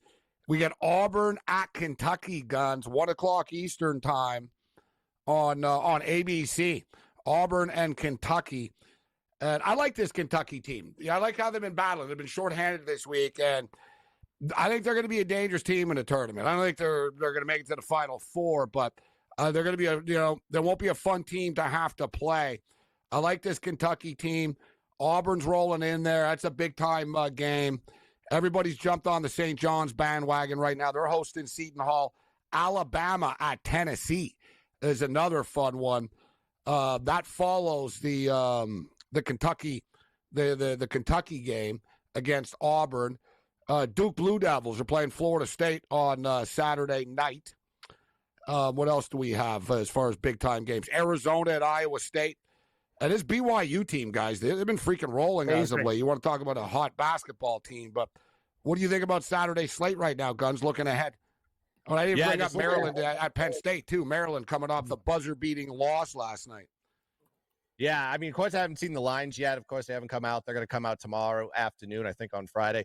But there's a couple situational spots that I just kind of circled myself to go take a look at. Bama versus Tennessee, you mentioned that one. Tennessee, a good home team. They've won 3 straight versus Bama. Bama coming off that humongous, beating that they put on at home. They're a good home team, but not a good road team. You got Creighton versus Xavier. That's a good one. Xavier's at home. They lost to Creighton by 9 in the first matchup. Might be a revenge angle there. Then you have Missouri and Vandy. Vandy at home. I just love taking them at home, and they're going against a Missouri team that beat Vandy by 9 in the first matchup. So maybe a revenge angle there. But you mentioned that Arizona and Iowa State game. That game went to overtime. Arizona just thumped them in overtime, won by 11. Home revenge could be in that situation, and Iowa State really has been playing well. Could be a good spot for them. And then UGA coming off the upset win versus Florida, going against Texas. Now, I know Texas is not a good backable team. I want to see the line on that game. They've lost 6 straight.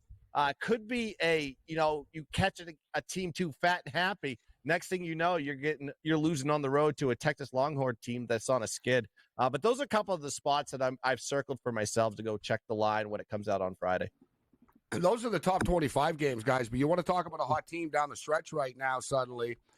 I'm not going to say they're smoking hot, but they're winning big games. And 3-1 in their last 4, and their losses have all been close. And that's the Indiana Hoosiers playing hard for Woodson on the way out here, right? They lost that heartbreaker to UCLA 72 to 68, but they won on the road. They beat Izzo. They didn't let them top Bobby Knight. They get it done. The massive win against Purdue. Penn State are a scrappy team. They find a way to get it done, 83-78. They got to keep winning games. I don't think they're going to win that game, I tell you, against the Oregon Ducks on Tuesday. It's a winnable game if they close out the season at home next week against Ohio State. So massive game, guys, for Indiana against the Washington Huskies on Saturday as well. That's like one of those bubble watch games. Yeah, absolutely. There's a lot of good games here. And not to mention, I want to talk about Saturday all day long, but let's not forget about Friday. And with VCU, one of the biggest covering machines of all time, especially with lines when they're between 10 and 20 is a favorite. They're a 15.5-point favorite tomorrow versus Davidson. Get this. They're 11-1 ATS when favored by 10 to 20 points. They're 9-1 ATS at home in those spots. 6 straight home covers when they're a double-digit favorite between 10 and 20 points. I love taking VCU on these lines. I just got to keep hammering that trend. And VCU, we have to watch this team in the tournament. Defensively, they're ranked 23rd in the country, 45th in offensive efficiency. They could make a few upset specials in the bracket and ruin it for teams. I love this VCU team a lot this year, and man, has that been making me money. VCU having a great year, 18-9 against the spread, 66.7 cover rate. The Vancouver Canucks took a 2-0 lead last night and blew the 2-0 lead. They take a 2-0 lead tonight. They blow the 2-0 lead. The Ducks have just tied the game. It's now 2-2 right now. Man, the Canucks and their inconsistencies, like they've got to tighten this up. Like you can't just blow 2-0 leads every night. And if you recall, guys, I said this for everybody tuning in. there when I said this could be the turning point of the game right now. It was 2-0. Vancouver were all over them. They were dominating them. They had a breakaway. They barely missed the net. He put it over the net. He beat the goal. He flicked it over the net. It would have been 3-0. And I said at the time, I said, that would have been the dagger right there. And then, boom. Next thing you know, boom, it's 2-2 right now. And the goals are starting to come in this game. So we got a 2-2 game with 10.5 left. You know who the number one team against the spread in the country is in college basketball? It's out of the Big West, baby. UC San Diego. These guys have been killing it this year. They're 21-5 against the spread, guys. If you look at the top teams, ATS in college basketball, UCSD 21-5. Robert Morris 23-7 ATS. Florida A&M 19-6. Southeast Louisiana 18-7. Florida Gators, they're one of the few big-time teams. Florida Gators 20-8 against the spread. San Jose State 19-8-1. Southeast Missouri State 19-8 against the spread. Houston Christian 19-8. Central Connecticut. Who would have ever thought that Central Connecticut would make you more money than Hurley and Connecticut would? Wait, they're D1? Central The other Blue 18-8. Devils. The other Blue Devils, Central Connecticut. Amazing. A couple of Ivy Leaguers, Dartmouth and Yale, both pretty good ATS. Wisconsin, 19-9 against the spread on the season. Amazing. A lot of covering teams, actually. North Alabama, 20-11 against the spread.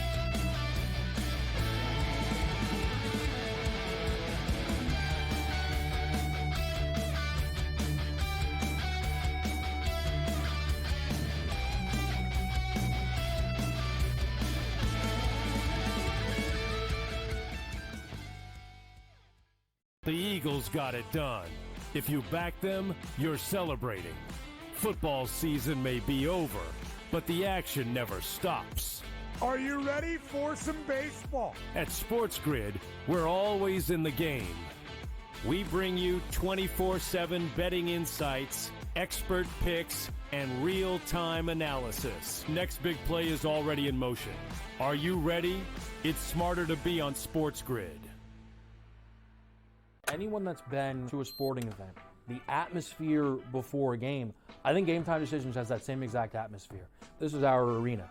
This is what we do. There is going to be an energy to Game Time Decisions that you will feel night in and night out. The excitement you get when you lock your bets in, when you're figuring out what you want to do, we can zone in on the biggest games each night. I want this to be the place that people come to before the games start so they feel as ready as possible to lock in their cards. We are going to hit every single one of those markets that you need to know about. We're going to go through every single thing, and I've got a great team behind me that's going to help me get the job done. There is not going to be a better place, I promise you, than Game Time Decisions to get that new information, react to it, and be able to then bet accordingly. We will have everything at our disposal, and we will use that to our advantage. I'm Kevin Walsh. Tune into Game Time Decisions from 6 to 8 p.m. Eastern on SportsGrid. The two guys that can do it all. Too much electricity this morning. This is a good time. We're having a lot of fun. I had to do a triple take. Ka-ching! Why? Because of parity. I didn't mean to offend. Yeah, it's not going to happen. Load management is a dirty word. Let him rip. You know what? Circumstances provide the results. What? How do you do this one? Oh, Donnie, you've got such a good show there. A network that is booming. The Early Line, only on SportsGrid.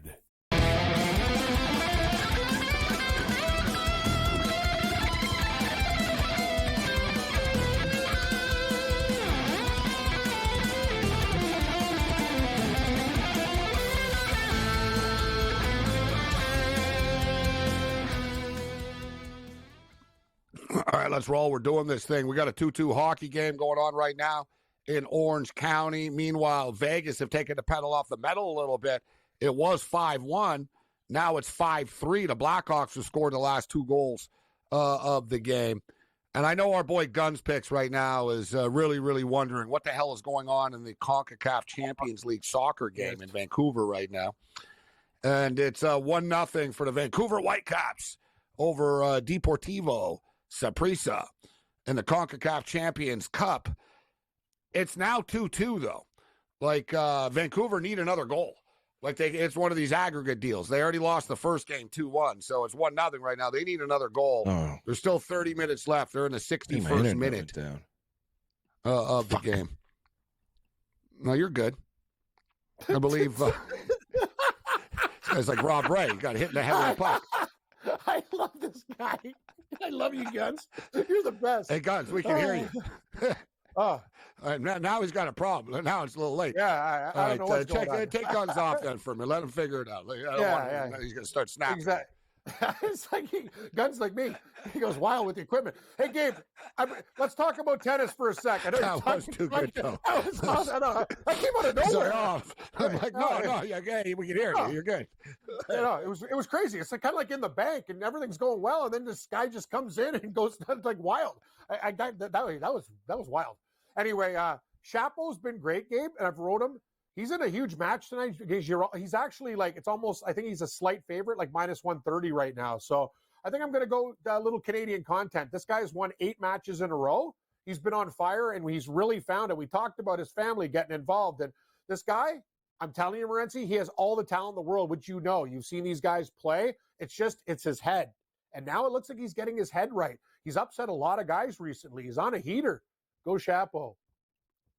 Yeah, the only thing I would say, you're right, no, he's had a nice week, but I would concern myself with is, and this isn't a personal shot. I don't want to be in one of your dumb Twitter spaces, people. So I don't even know who it was and what handicapper did it, but I saw somebody say, tweet Cam tonight, can't lose, Chapeau, lock of the century. I put 3,400. No. He goes, they maxed me out at 3,400 to win 1,800. He's like minus 200 or something, right? Like, so I'm just letting you know. I'm just letting you know that the Twitter cappers out there are all hammering Chapeau tonight. Well, I'm off then because I had him the other 3. I've been riding this guy. I wouldn't take it off I don't just need because of it. I'm just letting you know. It's sort of a warning. What I saw was like, oh boy, when I we hear got that a bunch of stuff, people on I'm Chapeau. with you. Yeah, I don't like that at all. Let me see the tweet here. Yeah, show me it. I got to tell you something. What was he pre-match? What was he like? What? Because right now it was 190 type thing. I think it was like 190 type of thing. The last 3 matches I bet him, he was a pick him minus 130 and minus 170, and I put him in, and he's just literally. I just punched in his name here. This is what pops up on Twitter. Yeah, sure, tennis isn't rigged. Chapeau off should be investigated for match fixing. Someone just posted. This is the modern world we live in. You miss a shot, you're rigging the match. Match fixing? This guy's won what? He's won 8 in a row. Someone else. Of course, the one time I bet on this Chapeau off guy, he's the worst version of himself. I would like Chapeau so much more if he didn't bitch so much about literally everything. I was sold the idea that Chapeau was better than ever. People are really ripping him right now. What's the score? What's he doing? What's going on here? Like, you guys, like, what is happening? The guy's he's in a battle. It's 1-1, 2-2. So tied 1 set each, 2-2 games right now. And he's got the advantage even. He's minus 300. What are people? What's going on here? Like, they're a bunch of bitches, Cam. That's the modern era. I'm going to tell you, I want to stay away from Twitter. These are people that bet on him and like him, and they're calling him out the whole time. And then, you know what I mean? It's his fault. Like, the guy's minus 330 now. Like, are you people, like, what are you doing? Are you stupid? This guy was laying like 10 cents, 30 cents, and now it's 330 and you got a problem with it? He's like, Gabe, you said it, man. Like, I don't even know. Like, that is dude, just... I posted a basketball pick last week. I was watching the Four Nations, and I bet a basketball game at the same time, and somebody sent me a tweet and said, it's too bad the game lost tonight, the total you posted. And I didn't even know. I wasn't really paying attention. And I'm like, did we lose? And I look it up. I'm like, there's 7 minutes left in the game. Like, what's this guy bitching about? Like, I had the over, and the game ended up going over the number. It's like people are crazy, freaking out with like 6-7 minutes left in the game. But people are panickers. All right, the Ducks are going on another power play right now. And Chapeau just won that game, so now he's minus 600. Yeah. Any more bitching on Twitter about how this guy's throwing the game? Well, they laid like minus 200, and they got to sweat it out. Yeah, well, that's life.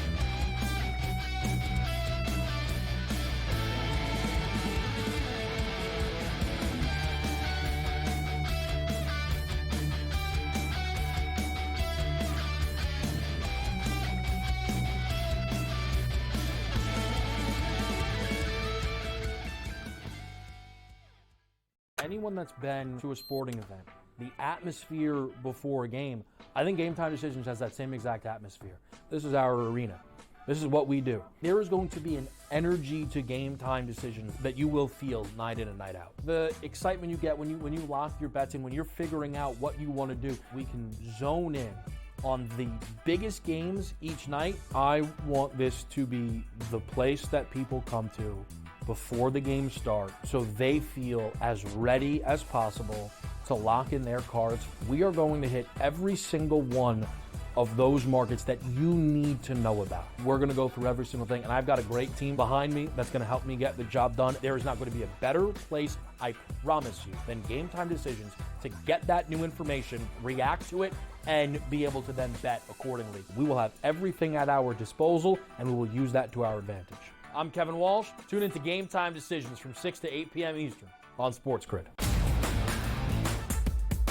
We know the Knicks are talented. They're 37-20. It's not a bad season by any stretch. They're just not being the upper echelon team. This is the Knicks team right now. They're a very good team. And I'm a Knicks fan. You can't look at there and say, this team can win a championship. They're not good enough. They're not good enough defensively. Are we the New York Knicks or are we the New York Fugazis? Just forget about it. The Early Line. Only on SportsGrid. Is that kind of helpful when it comes to preparing for a major? Is that you're just like 1 foot in front of you at this point? Ideally come to a place here at Bay Hill where I've had good success in the past. I've only played it the last 21, 2, 3, and 4. But I've played it well, and I really like that we're heading there with where I'm at right now. I think it's going to tell me a lot. The Smiley Show, only on SportsGrid.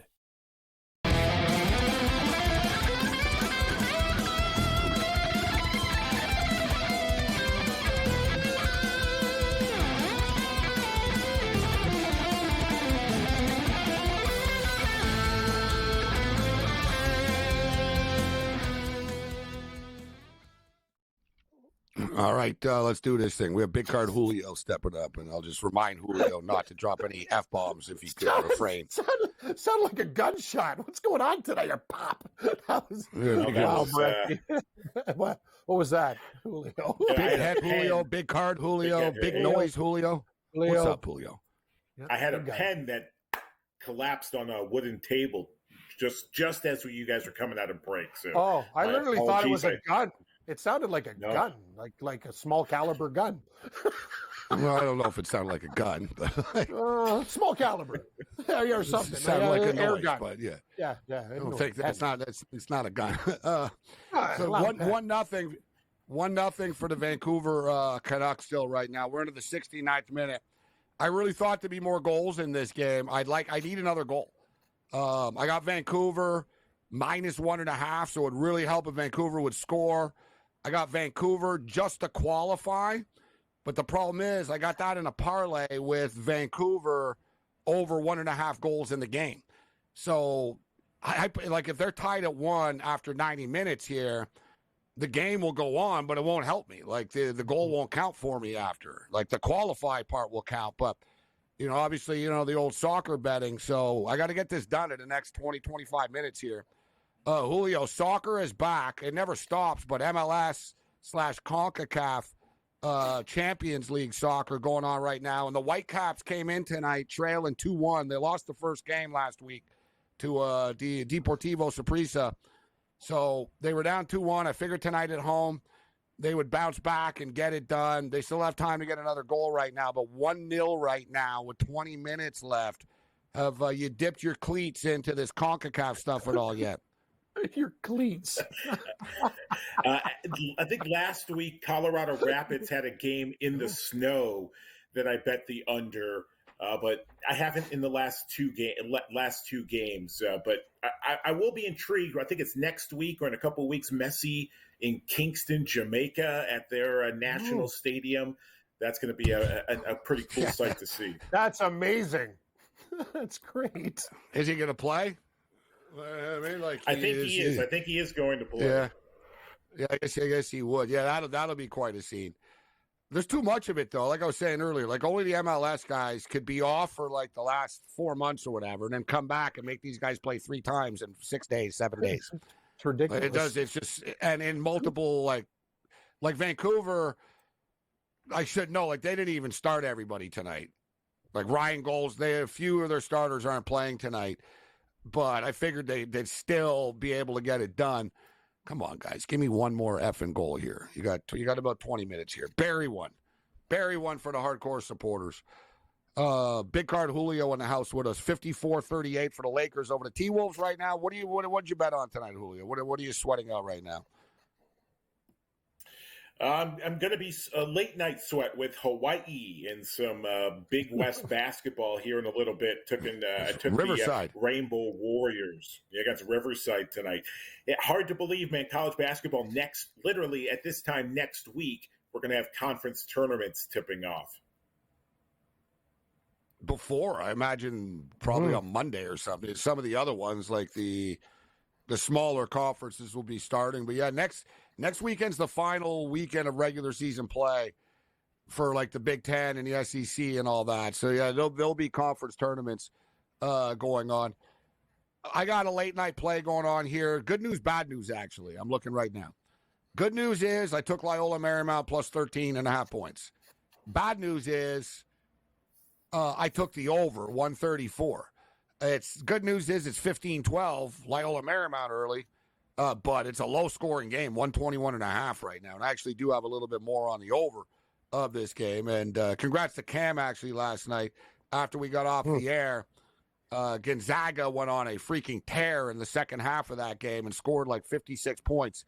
I bet the over, so the game got over the number. But I like Santa Clara last night against Gonzaga. And Santa Clara were up like the entire first half. Like they were up by 10, 12. Then Gonzaga went on a big run late in the first half. They went up by like 43-42 at the half. And then they just murdered them in the second. So St. Mary's could still dial this thing up a little bit tonight. And we had the other game too, Gabe. We had San Diego State. A lot of, as you say, that was the best. A lot of hipsters are on the Lobos tonight. We stuck it with the Aztecs and hit that 2-game parlay. Like that, Julio? So I don't know what it is, Morency. I like these late night games. Like I don't know what it is at 7 o'clock because there's so much confusion and whatever. As the night progresses, you kind of focus more. It's like here. Like, you know what I mean? It's more like your selections that you kind of see the board a little bit better. So, yeah, thanks, Gabe. I appreciate that. And I don't know what we're going to do with these. Is every hockey game right now, like, are they all going over the number, like, for in the late night action here? Like, Utah's up 6-1, 6-3. Oh, so Vegas scored for you, buddy. 6-3 Vegas and still 2-2. A lot of hockey left, Vancouver, Anaheim. Crazy night. Vancouver and Anaheim could still slow down. It's 2-2 right now. There's a minute. This next minute and a half will board just locked. Board just locked on Vancouver and the Ducks. Did it? We'll see how ahead the sports book is. Yeah.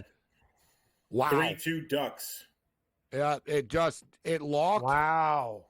And I'm pretty fast with seeing these goals. So you're right, Julio. It locked, and they just scored a second ago. They've just taken a 3-2 lead.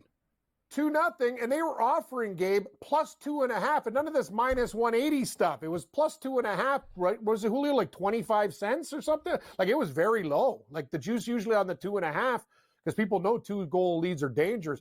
You said it, Morency. This team, they snuck it out last night against the Kings, but 2-goal leads, you're fighting for a playoff spot. You can't screw around here. Like you said it, Calgary lost tonight. Like, these are games you got to win. You got to pick up points. I got to tell you, though, watching these goals that are being allowed, Seelovs is a silo. I mean, he's a pylon. I mean, Seelovs is a silo with holes in it.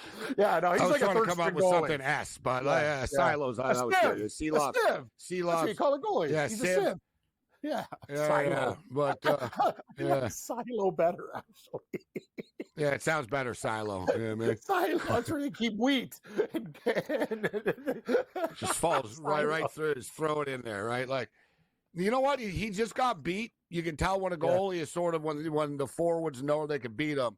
He's been beat in the same way Bennington was beat in the Four Nations a couple of times. He's getting beat on these like wrist shots from like the top of the face-off circle and stuff. It's like, bro, like you're getting beat on like 25-foot shots.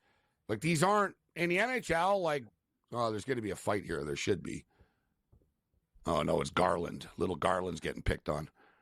I like Garland. I saw an He scored the interview winner with Garland the other after the night. game the other day. I saw He's an good. interview with him, and he looks like an F1 driver after. He's got like the turtleneck. He's got like a hat on. He's like shorter than the interviewer. Like the girl's interviewing him. He's like, "We gave a great effort tonight."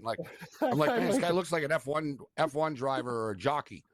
It looks like a horse jockey. But yeah, 3-2 for the Ducks right now is the period. I was just gonna say with the total, and then they freaking scored. Yeah. The next minute and a half will dictate the total of the game.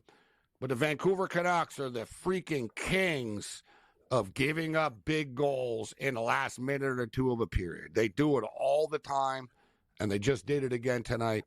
And now we got a 3-2 game. In-game total is suddenly 7.5 right now. All right, what's going on with this soccer game? Do I take Still Vancouver 1-0. plus 1.5 game, and then hopefully the game ends one goal either way and hit both? It's 50 cents. What do you think? I would think this game probably ends up in overtime.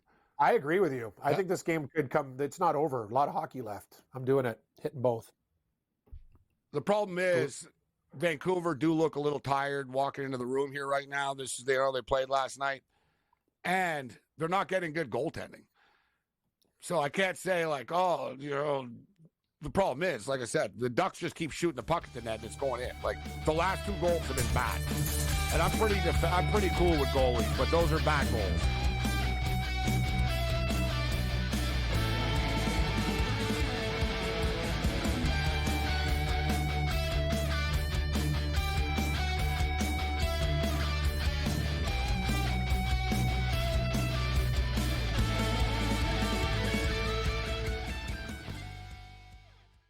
Anyone that's been to a sporting event, the atmosphere before a game, I think Game Time Decisions has that same exact atmosphere. This is our arena. This is what we do. There is going to be an energy to Game Time Decisions that you will feel night in and night out. The excitement you get when you lock your bets in, when you're figuring out what you want to do, we can zone in on the biggest games each night. I want this to be the place that people come to before the games start so they feel as ready as possible to lock in their cards. We are going to hit every single one of those markets that you need to know about. We're going to go through every single thing, and I've got a great team behind me that's going to help me get the job done. There is not going to be a better place, I promise you, than Game Time Decisions to get that new information, react to it, and be able to then bet accordingly. We will have everything at our disposal, and we will use that to our advantage. I'm Kevin Walsh. Tune into Game Time Decisions from 6 to 8 p.m. Eastern on SportsGrid. We know the Knicks are talented. They're 37-20. It's not a bad season by any stretch. They're just not being the upper echelon team. This is the Knicks team right now. They're a very good team. And I'm a Knicks fan. You can't look at there and say, this team can win a championship.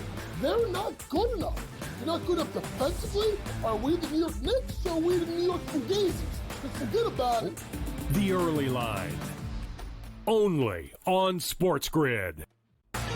Is that kind of helpful when it comes to preparing for a major? Is that you're just like 1 foot in front of you at this point? Ideally come to a place here at Bay Hill where I've had good success in the past. I've only played it the last 21, 2, 3, and 4. So, but I've played it well, and I really liked it that we're heading there with where I'm at right now. I think it's going to tell me a lot. The Smiley Show, only on SportsGrid.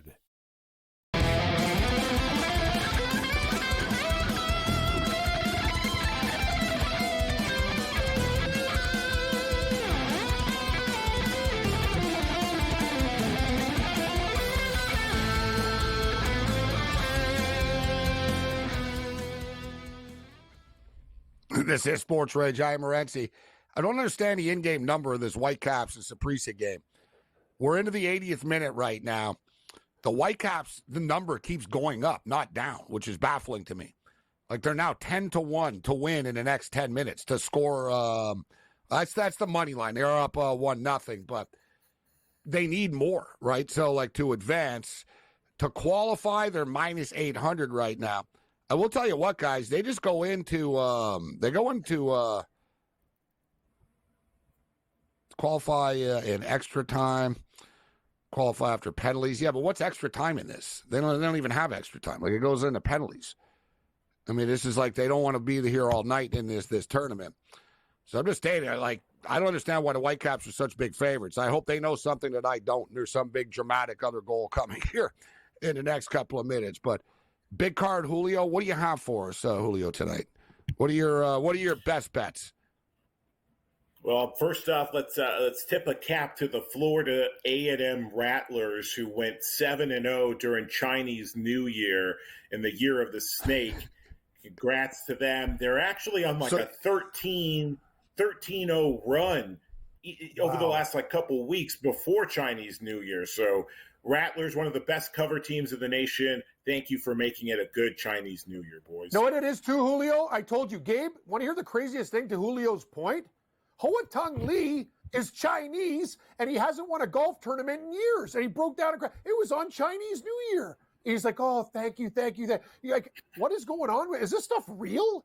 Like, what are the odds, Julio? The guy won in Chinese New Year. He hasn't won in years. No, but I'm just, you know what I'm saying, though? I'm just saying, Gabe, that's so random. Like, think about that. The guy hasn't won in years, and he wins on Chinese New Year, and he's the only Chinese player in the field. You tell me. And at like 100-1. The Chinese stock market is also taking a big hit, and their banks are in a panic right now. So, well, that is true. They're a communist too. Is that because of Chinese New Year? No. But to our sports bets. We're keeping this in the sports realm, not in the financial world here. No. We're kind of cherry picking. I guess. But Julio, but good. Julio brought it up. Yes. Julio brought it up. And you did bring up the Florida A&M team, Julio, and that is amazing that they've gone on this run since then. So I will tip my cap to you for that. Oh, thank you, Gabe. Next year's the year of the horse, so we'll have plenty of teams from Santa Clara to SMU to see if we can make some money next year. Boise State, the Denver Broncos, the Colts, plenty of options for us next year for Chinese New Year. On the best bet side. I was gonna say the question was, what did you like? Not nothing about Chinese New Year. Yes. But feel free to go on. On the best bets, I've got my MLS side, since we're talking North American soccer returning. The Chicago Fire. Terrible defense, but they can finally score some goals. So I'm taking over 3.5 goals plus 150 against DC United, and Christian Benteke for DC United to score a goal in that game as well, plus 250. Colorado Avalanche to beat up on the Minnesota Wild. Wild will have a back-to-back tomorrow going into the altitude in Denver. Avalanche minus 1.5 plus 115 tomorrow. College lacrosse, Denver University, the Pios minus 8.5 at even money against Marist. Felix Unger Alasim tomorrow in Qatar to win 2-0 to Love, minus 120. Under 2.5 goals in La Liga, Valladolid and Las Palmas, minus 150. Real Madrid this weekend to win against Real Betis, minus 138. College basketball, Niagara on the money line. Greg Paulus's Niagara Purple Eagles, plus 105. Marist tomorrow on the money line, minus 110. And FA Cup in England, Plymouth Argyle, plus 3 goals against Manchester City, plus 110. And Wolverhampton, plus 333. Not pretty diverse card, Julio. Yeah, pretty. No college hockey mixed in here. I was surprised, you didn't keep going. Nothing's on the board. A little bit deeper. Nothing's on the board. That's been very frustrating this year with college hockey. The books just aren't putting up anything. But with the Frozen Four coming up, the college hockey tournament, Denver University to win back-to-back at 5-1, and the Maine Black Bears. Could this be the year for Paul Correa's alma mater? 14-1 shop around for the best price. You know what? It's funny you bring up the Pioneers. I saw a video. It was Utah. It was the Utes and the Pioneers playing lacrosse today in like a crazy snowstorm. NCAA outdoor lacrosse. Wild snowstorm when they played on. It's hardcore stuff. But I got odds up here for all this. Tomorrow we got action. Money line. Men's lacrosse. Vermont and Dartmouth, minus 115. That's our boy Tommy's team, the Vermont Catamounts. Me too. Let's go, Cats. Let's not forget the soccer champions. Take down these Ivy Leaguers. Give me Vermont tomorrow, minus 115. How about this for a blue blood matchup here? A little lacrosse action tomorrow. Man, the jerk level is off the chains in this game. Princeton versus Duke. That's like a lot of lawyers and bankers. It's the blue blood. Yeah. You know, whatever. You go to this game, don't talk smack to someone in the stands. Going to be the future attorney general. He's going to remember you like 20 years down the road. And how about this, Julio? The Denver Pioneers, 40-1 favorites in lacrosse against Marist tomorrow. Dear God, 40-1. Wow. Yeah, that's a big number. Way too big for my butchers. Got the indoor lacrosse tomorrow night too. We got into that stuff last week. Like I said, man, lacrosse, the popularity just continues to go up. Big card Julio, big soccer card tonight, but relatively light by your standards. Good to catch up with you, Julio. As always, great to catch up with you guys, gentlemen. Catch you guys next week. There's Julio in the mountains of Colorado. That's why there's like a delay. When we ask him a question, it's got to wait, go through the hills and stuff. He lives in like a very remote area. Sounded good. Very remote area for big card Julio. All right, we'll wrap up. We got some best of bets and a couple of best bets on the other side. Let's roll.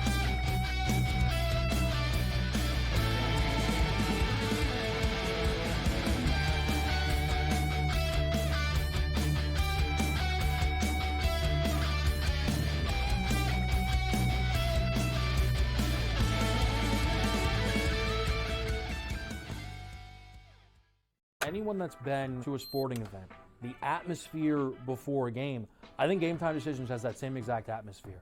This is our arena.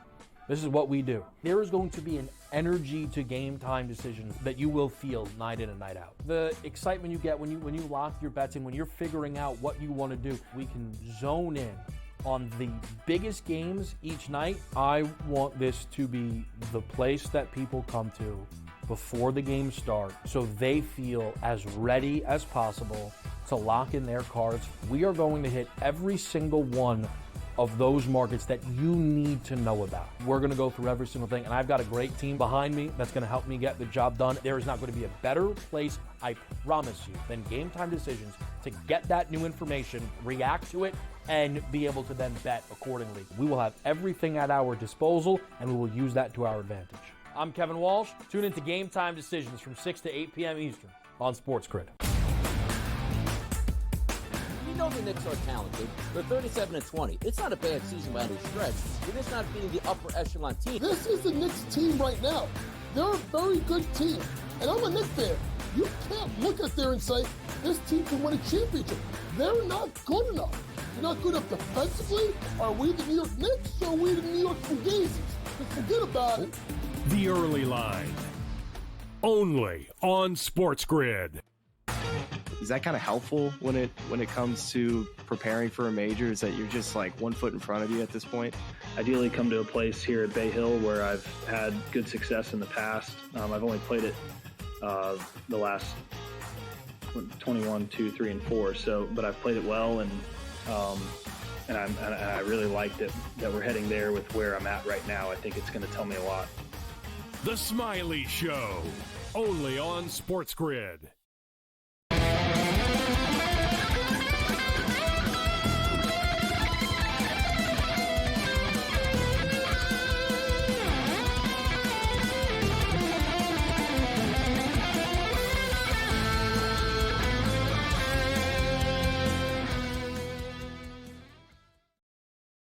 We're to the home stretch here on a Thursday night throwdown. Tomorrow night we'll have Gamblu back in the rotation. Tony Finn, Rob Vino. It's college basketball season.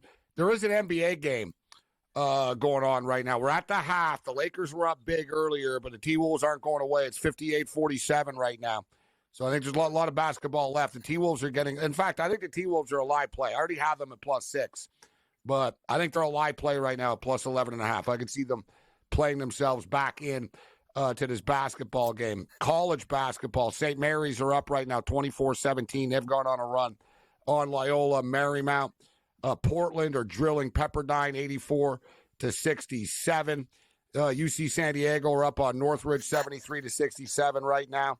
Long Beach and Cal State Bakersfield, close one, 68-65 with 4 minutes left. Santa Barbara beating Cal Poly 87-71 as we speak right now. All right, we got a couple of best of X things I want to get to tonight. I was on a 13-game win streak, and I should have known not to trust the Buffalo Sabres when you're that hot. Like don't fly too close to the sun. But I tried to. I took them +1.5. I didn't take them to win a damn game, but should have known better. Shoulda, coulda, woulda, didn't. But I was unaware that the Hurricanes were rocking all the Hartford Whaler stuff tonight. Maybe if I would have known that, I would have thought differently. But roll it here. This is what they were selling tonight.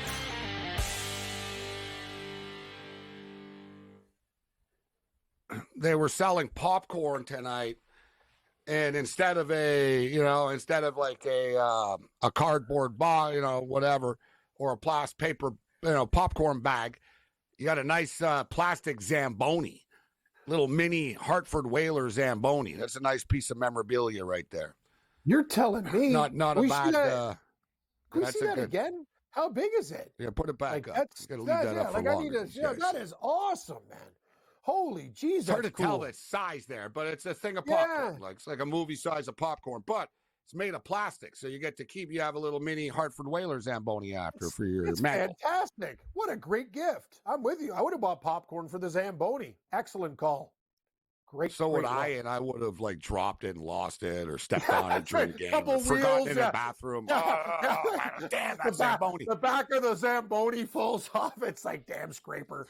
Exactly. How many times I did that in the playoffs last year? They were giving away different playoff T-shirts and stuff, and I don't know why I cared, but I was like, I get there and I get my T-shirt, and inevitably, man, by end of the first period, I'm like, I don't know where the hell it is. I lost it somewhere. I'm waving it around. I drop it somewhere. I'm like, I lost it. I once bought a bunch of merchandise at a Canuck game. I'm outside the game after the game, and I really had to take a leak. And I go into this parking lot, and I take a leak.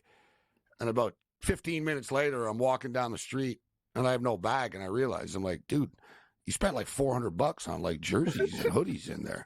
You don't have the bag anymore. And it was like a scene out of Seinfeld. I was like, I had to retrace my steps. And I retraced my steps, and there's this parking lot. It all looked the same. I was like, I don't know where I was. I was like, it all looks the same.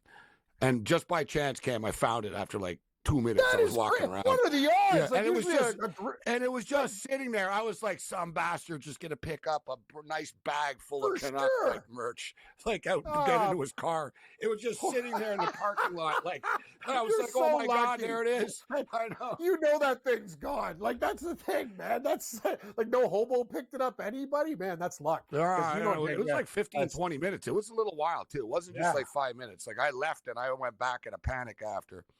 All right, the last one here. This is just too funny. Andre the Giant. Here's a picture of. Let's roll this one. That's what a beer can looks like in Andre the Giant's hand. Andre the Giant holding a Molson Canadian in 1981. That is the best. Look, it's like a shot glass. It's amazing. Look at that. Oh, that's fantastic. Oh, those are the two of the best ones ever. This is great. Look at the size of Look at that hand. That's like a full beer can. Why don't you just crush it? He just take my neck and just pop off my head for a joke. Man, that guy's what a monster. Look at the old Molson Canadian cans too. Pretty cool. Great look. Yeah, nice looking can. Nice looking bracelet he was wearing there too. Yeah, I agree. That thing's probably is that gold? Nice. Good for Andre. Man, look at his thumb and his palm there. It looks like King Kong. That guy's thumb's bigger than my hand. Other than that, you're on your own later.